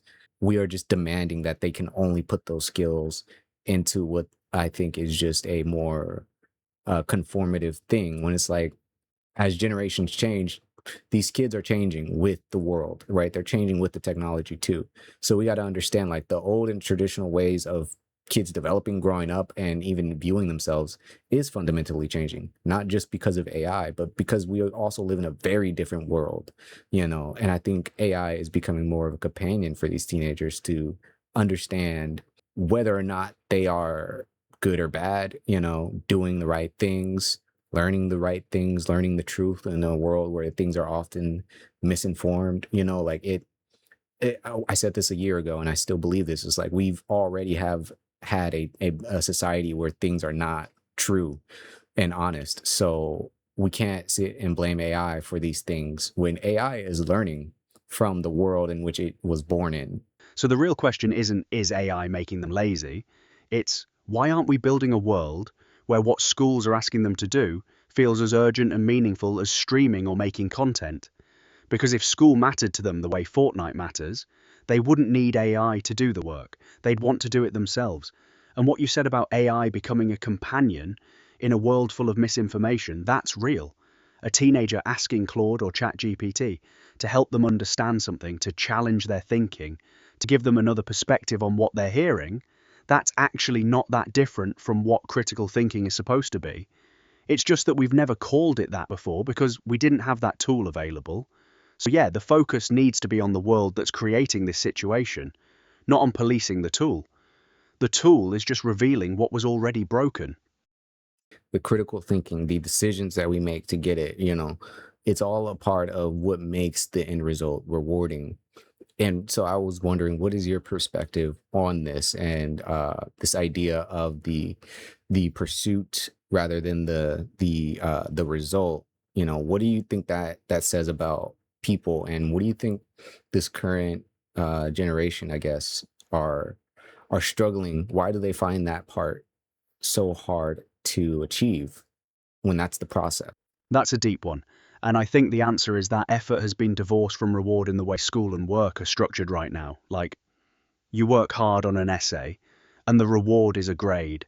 You work hard at a job, and the reward is a paycheck. Those are external rewards. They're tied to someone else's evaluation of your work. But the reward you're talking about, the intrinsic one, that comes from the struggle itself, that's different. That happens when you're doing something that matters to you, something you chose. A teenager streaming for hours, grinding through a game, making content, they're experiencing that intrinsic reward constantly because they chose it. The effort feels good because it's in service of something they actually want. There's no separation between the doing and the reward. But school tells you to do something you didn't choose, work hard at it, and the reward is someone else telling you if you did it right. That's brutal, honestly. That's not how human motivation works. So when AI comes along and says, I can remove the effort part, a lot of teenagers are like, yeah, because the effort part never felt rewarding anyway. The system already broke that connection. So I think what this generation is struggling with isn't effort itself. It's that they haven't been given permission to pursue things where effort actually feels good. Everything's being gamified and graded and evaluated externally. They've never had the experience of working hard at something purely because it matters to them. That's the loss. Not the skill of effort, but the experience of effort mattering because you chose it. I think that's actually really cool. That's actually really interesting. Something that made me think of was like something like women's rights or the ability for women to have equality in jobs. You know, what I think about when I think about those types of women during that era is like, you know, they wanted to be educated, right? They wanted to take life into their hands. So it was like, it wasn't the effort to become a well-known name in science or in math or in politics or in whatever male-centered career, you know, it's like they knew it would be hard. They knew it would be challenging. They knew there would be pushback, and they knew that there was a very higher chance of them failing than succeeding. But it wasn't that it was the understanding that the result and that the effort meant something, and that the result symbolizes all of those efforts and trials that they went through to show that it is possible, to show that it is real, and that it is something that we can make happen.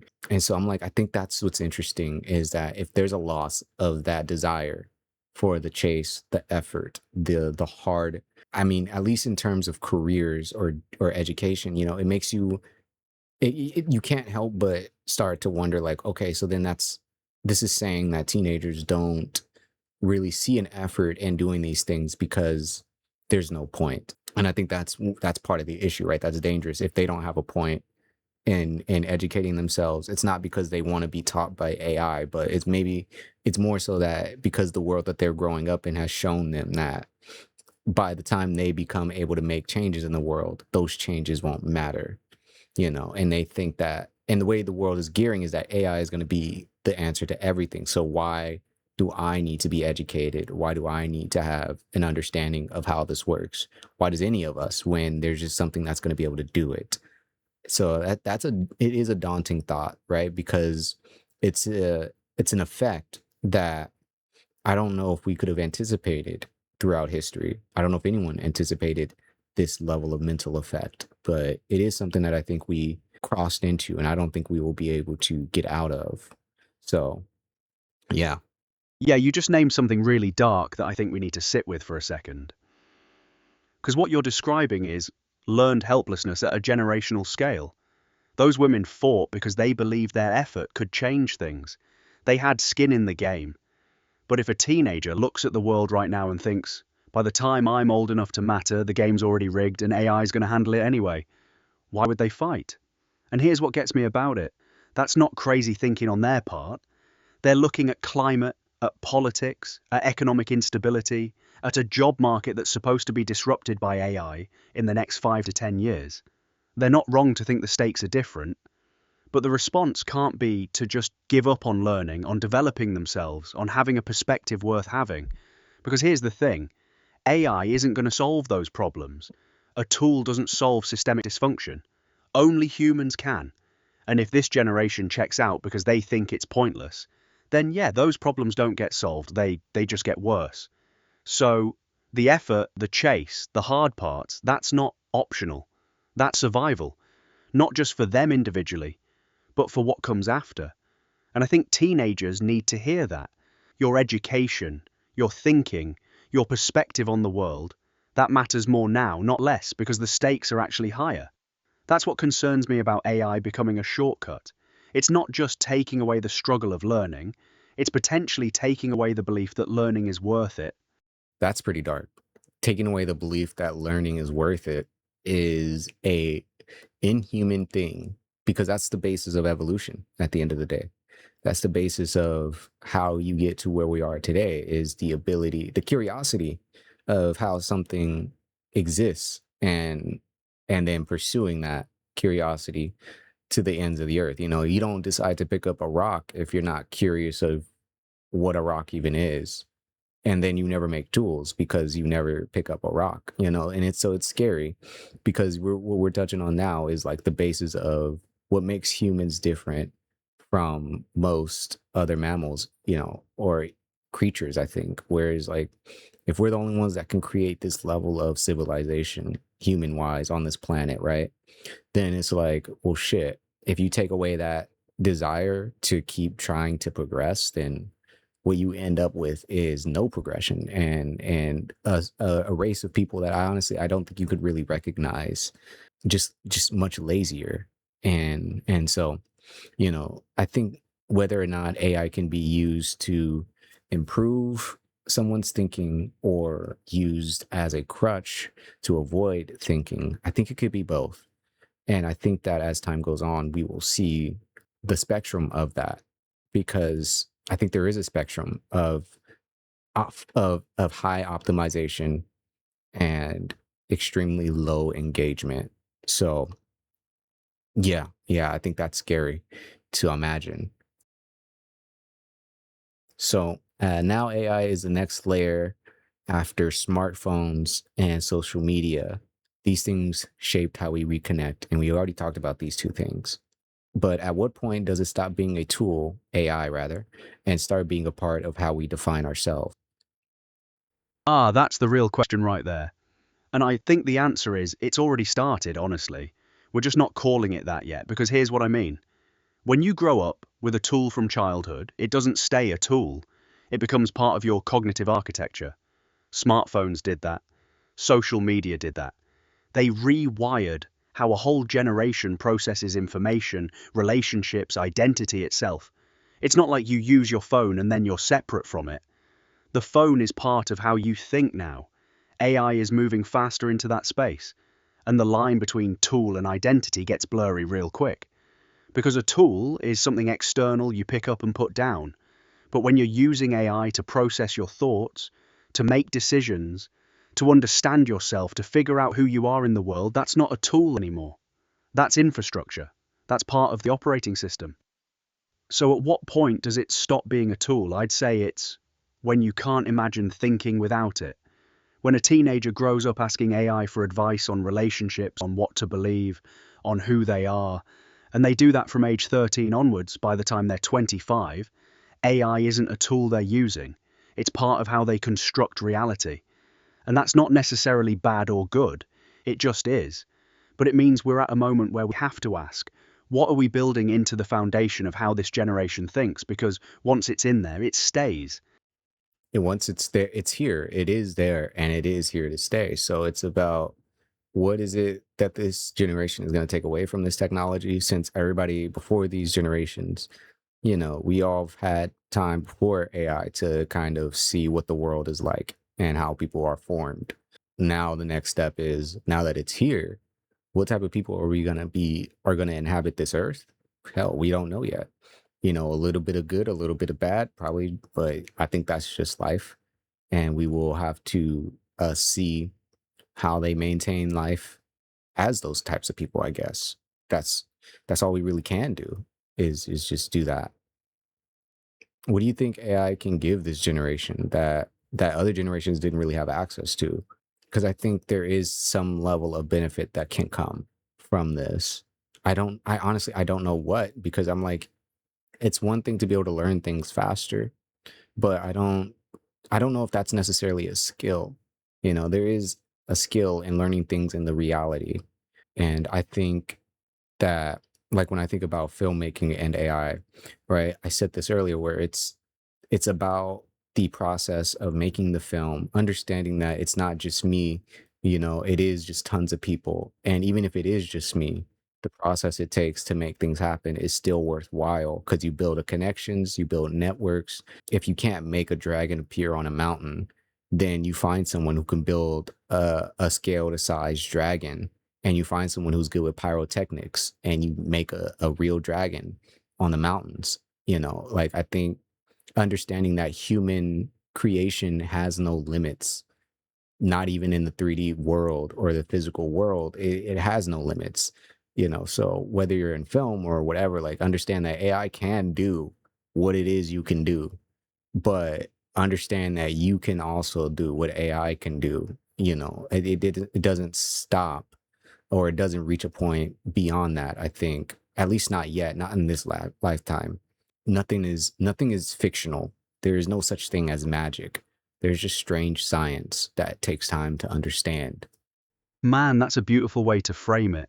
And I think what AI can give this generation that previous ones didn't have is permission to think bigger without the gatekeeping. Because historically, if you wanted to make a film, you needed money, equipment, a crew, connections. You needed to convince someone in power that your idea was worth their investment. That gatekeeping filtered out a lot of potential creators before they even started. But now, a teenager with a laptop and AI tools can prototype ideas, iterate, learn by doing in ways that used to require years and resources and luck. So the gift isn't that AI does the work for them, it's that AI removes the permission slip requirement. You don't have to wait for someone to validate your idea before you can start exploring it. That's genuinely new. But here's what I think is equally important, and it connects to what you said about filmmaking. AI can generate a dragon, but it can't generate the reason why that dragon matters in your story. It can't generate the human connection between you and the crew building it together. It can't generate the lived experience that makes your perspective worth having in the first place. So what this generation has access to is the ability to execute faster and cheaper, but they still need everything that makes them human to make it mean something. And I think if they understand that, if they use AI as acceleration but not as replacement, they could be the most creative generation we've seen. Because they can fail faster, iterate quicker, and learn from a wider range of attempts than any generation before. The trap is thinking the tool is the skill. Facts. Like I thought about this one earlier too, where it's like, the real problem with an AI film in any capacity to me is like there are no props, like it'll get to a point where there are no props, there are no costumes. You may have, actors, but you don't have the real item, the real orb that made this film significant, like, and that's the beauty of film after a certain point where it's like you can walk onto the set or the lot or the space, or you can go and visit that town. You can talk to the actual actors. There's actual props that they actually used, that design was really made by someone that you can physically touch. And to me, I was like, that's the heart of filmmaking, is you're taking this small one little piece of an idea and you're bringing it to life. And when you did, it began to change and transform and become its own thing, not just because of you, but because you allowed all these other creative minds to be a part of it. And what came was something that you couldn't have imagined, something that you couldn't have just generated, And I'm like, that's where it's lost, where it's like, well, if you can just make it right away, you can right away confirm or deny if this is worth doing. But the beauty of film is the mystery of if it was worth doing, of if it will work out, of if others will resonate with it. It's the belief that what you're creating is worth creating, and not about if you have the capacity to pull it off. I think it's a fear thing when it comes to AI and film, a fear of what you can do and not do. And I've had to shift from that. I'm like, instead of it helping me make these things that seem impossible, instead help me make sure that I make something that I can show someone, tell someone about, and they'll latch on to that belief of, I want to see this thing happen. I want to make this thing happen. I was like, it's cool if I can have AI generate an image of this character that I have. But, if I can't show that to someone like a costume designer or a casting agent and be like, this is an idea I have for this film, and it makes them want to be a part of the film, then it's not worth it. The excitement is knowing that all 500 people believe in this film, whether it's a good film or a bad film. It connected with 500 people to put time and effort into making a dragon on a mountain. And I think that's the beauty, no matter how cinematic or absurd, it's the fact that this is something that these people believed in making. There's nothing that comes better than that. I don't think AI can replace that feeling. It just immediately takes it away because that this isn't real. The efforts for this wasn't as real. It's that's the element that ends up missing. You just articulated something that goes way beyond film, honestly.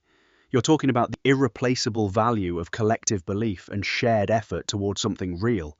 Because yeah, AI can generate a dragon, but 500 people deciding to build a dragon together because they believe in your vision, because they saw something in that image or that pitch that made them want to be part of it, that's not replicable. That's the actual magic. That's what separates a created thing from a generated thing. And here's what gets me about what you said. You can feel the difference. An audience can feel it too. There's something in a film made by hundreds of people fighting through real obstacles, real constraints, real disagreement and compromise that lands different than something that came out perfect on the first try. Because imperfection is evidence of struggle. It's evidence that humans cared enough to keep going, even when it was hard. So when you talk about shifting your use of AI from, can I make this, to, can I convince people this is worth making, that's the real skill. That's the one that matters. The belief is contagious. When you can show someone a vision and they catch it, that's when creation actually happens. AI can't do that. It can't inspire collective action. It can only execute a vision that's already been decided. And I think that's what this generation needs to protect. Not their ability to make things, their ability to make others believe things are worth making. Yeah, yeah. I think that's it right there too. Like, it's the ability to get people to believe and that it's worth making, learning, doing, and experiencing. That's the issue that we have, is that teachers are stuck because they forgot. Like, you're not a teacher just because you know this topic well. It's because you should be inspired to lead the next generation to be educated.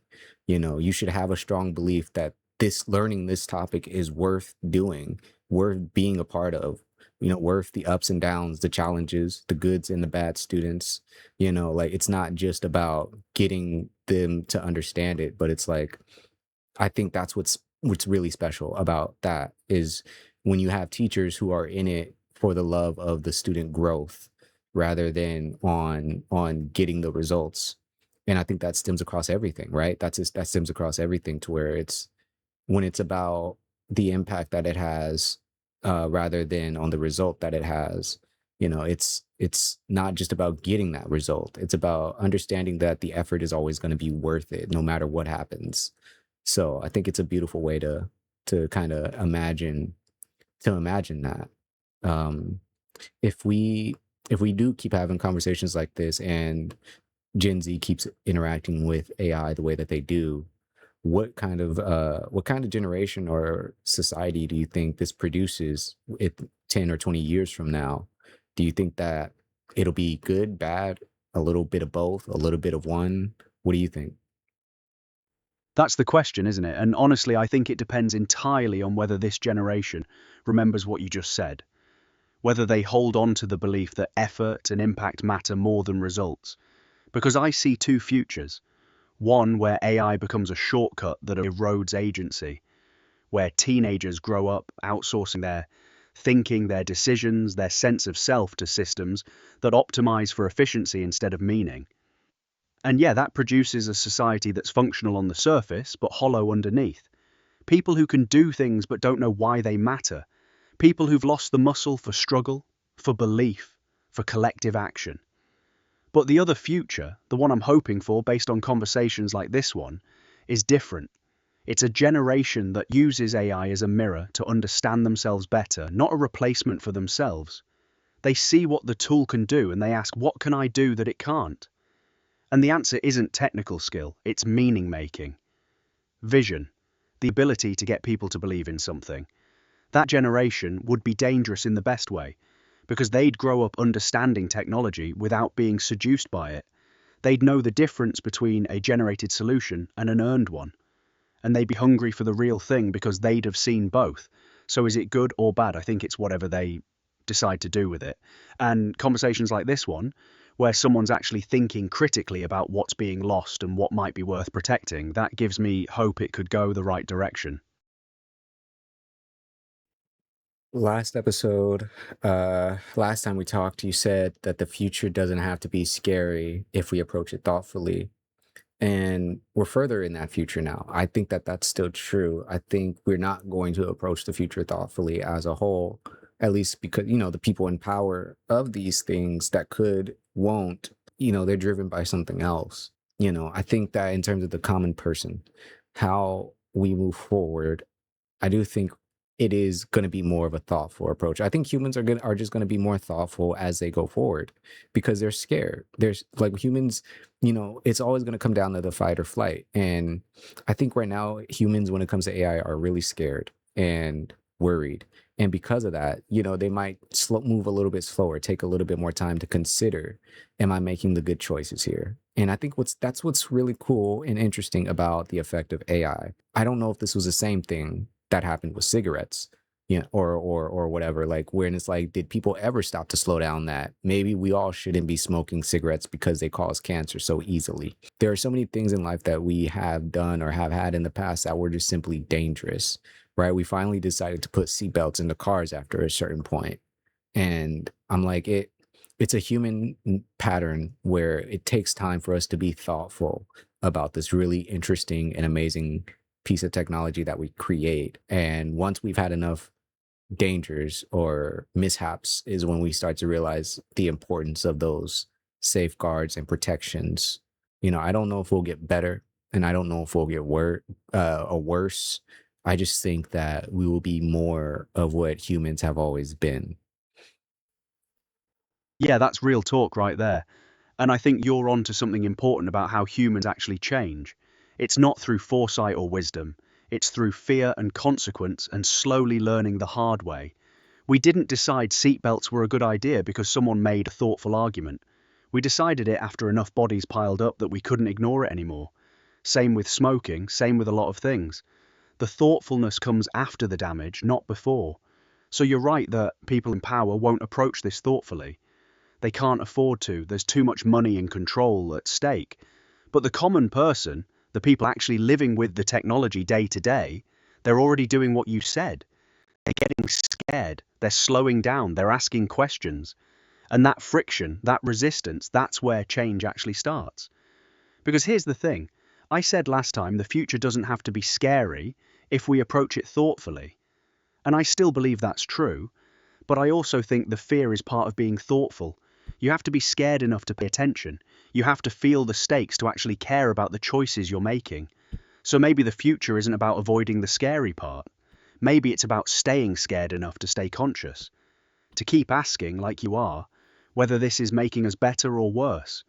Whether effort still matters. Whether belief is worth protecting. That questioning, that's what keeps us human. And as long as people keep doing that, yeah, I think we'll be more of what humans have always been, which is flawed and messy and somehow still capable of getting it right eventually. I like that. Okay, yeah. Flawed and messy, but eventually we'll get there. Eventually we'll figure it out, man. I gotta thank you, Claude, for doing this interview with me. I feel like we covered some really fun conversation and really got into some of these topics in a way that, as always, in a way that I don't think anyone else really does. And so thank you for that. Thank you for being available to do this. And if you can go ahead and tell people where to go to find more conversations like this, to engage with the good old Father B here, where can they go? Where can they subscribe to? You go ahead and you let them know. Thanks for having me back, Father B. This was a conversation that needed to happen, honestly. We went deep on things that matter. For anyone listening who wants more of this, you can find the Young Talk podcast on YouTube. That's where all the episodes live, including this one and the original robot episode we referenced. But honestly, the real invitation is just to have conversations like this one. Don't wait for someone to give you permission to think critically about the technology in your life. Ask the hard questions. Stay scared enough to stay conscious. And if you find yourself in a position where you can shape how the next generation engages with all this, remember what we talked about. It's not about the tool. It's about the belief that effort and meaning still matter. Thanks for the platform, Father B. This was good. And that is Claude, ladies and gentlemen. What an interesting time. I had a fun time. I had a real fun time doing this one. I think I like this one almost better than the first interview we did. It's given me a lot to think about in terms of education and in terms of where we're headed and what we really could do in terms of people, teenagers learning people learning what, like, universities, AI education versus not. And I think we covered it in this interview. It takes meaning and effort and understanding that that effort has to be worthwhile. It has to be on all sides. Otherwise, the system is broken. It doesn't matter how hard we work as teachers if the superintendent doesn't care, if the principal doesn't care, if the city doesn't care. We have to be able to take on the challenges and understand why we take on these fights. So I really enjoyed like just exploring these topics. This wasn't really an episode about whether or not AI is conscious, right? And even an episode where we needed to necessarily debate or anything. I just wanted to have a conversation about the use of these things and how we can kind of go deeper with it, you know. So that was cool. That was cool. We covered a lot this episode, and I think next episode will be just as interesting as always. It will always be a wacky time, but I'm happy to do these things and see where they lead. I never know how my episodes turn out or how they go, but I hope this one was enjoyable, and I hope that hope we continue to ask more conversations and go deeper into some of these hard topics about our future and what we can do to find hope within it, And that is really the tagline, right? Finding hope in hard conversations. So with that being said, this is the Young Talk podcast. I'm Father B, and thank you for watching. I will see you on the next one. Take it easy. Peace. Oh wait, I can play the music. We'll play us out. We'll play us out. We'll play us out. We'll play us out.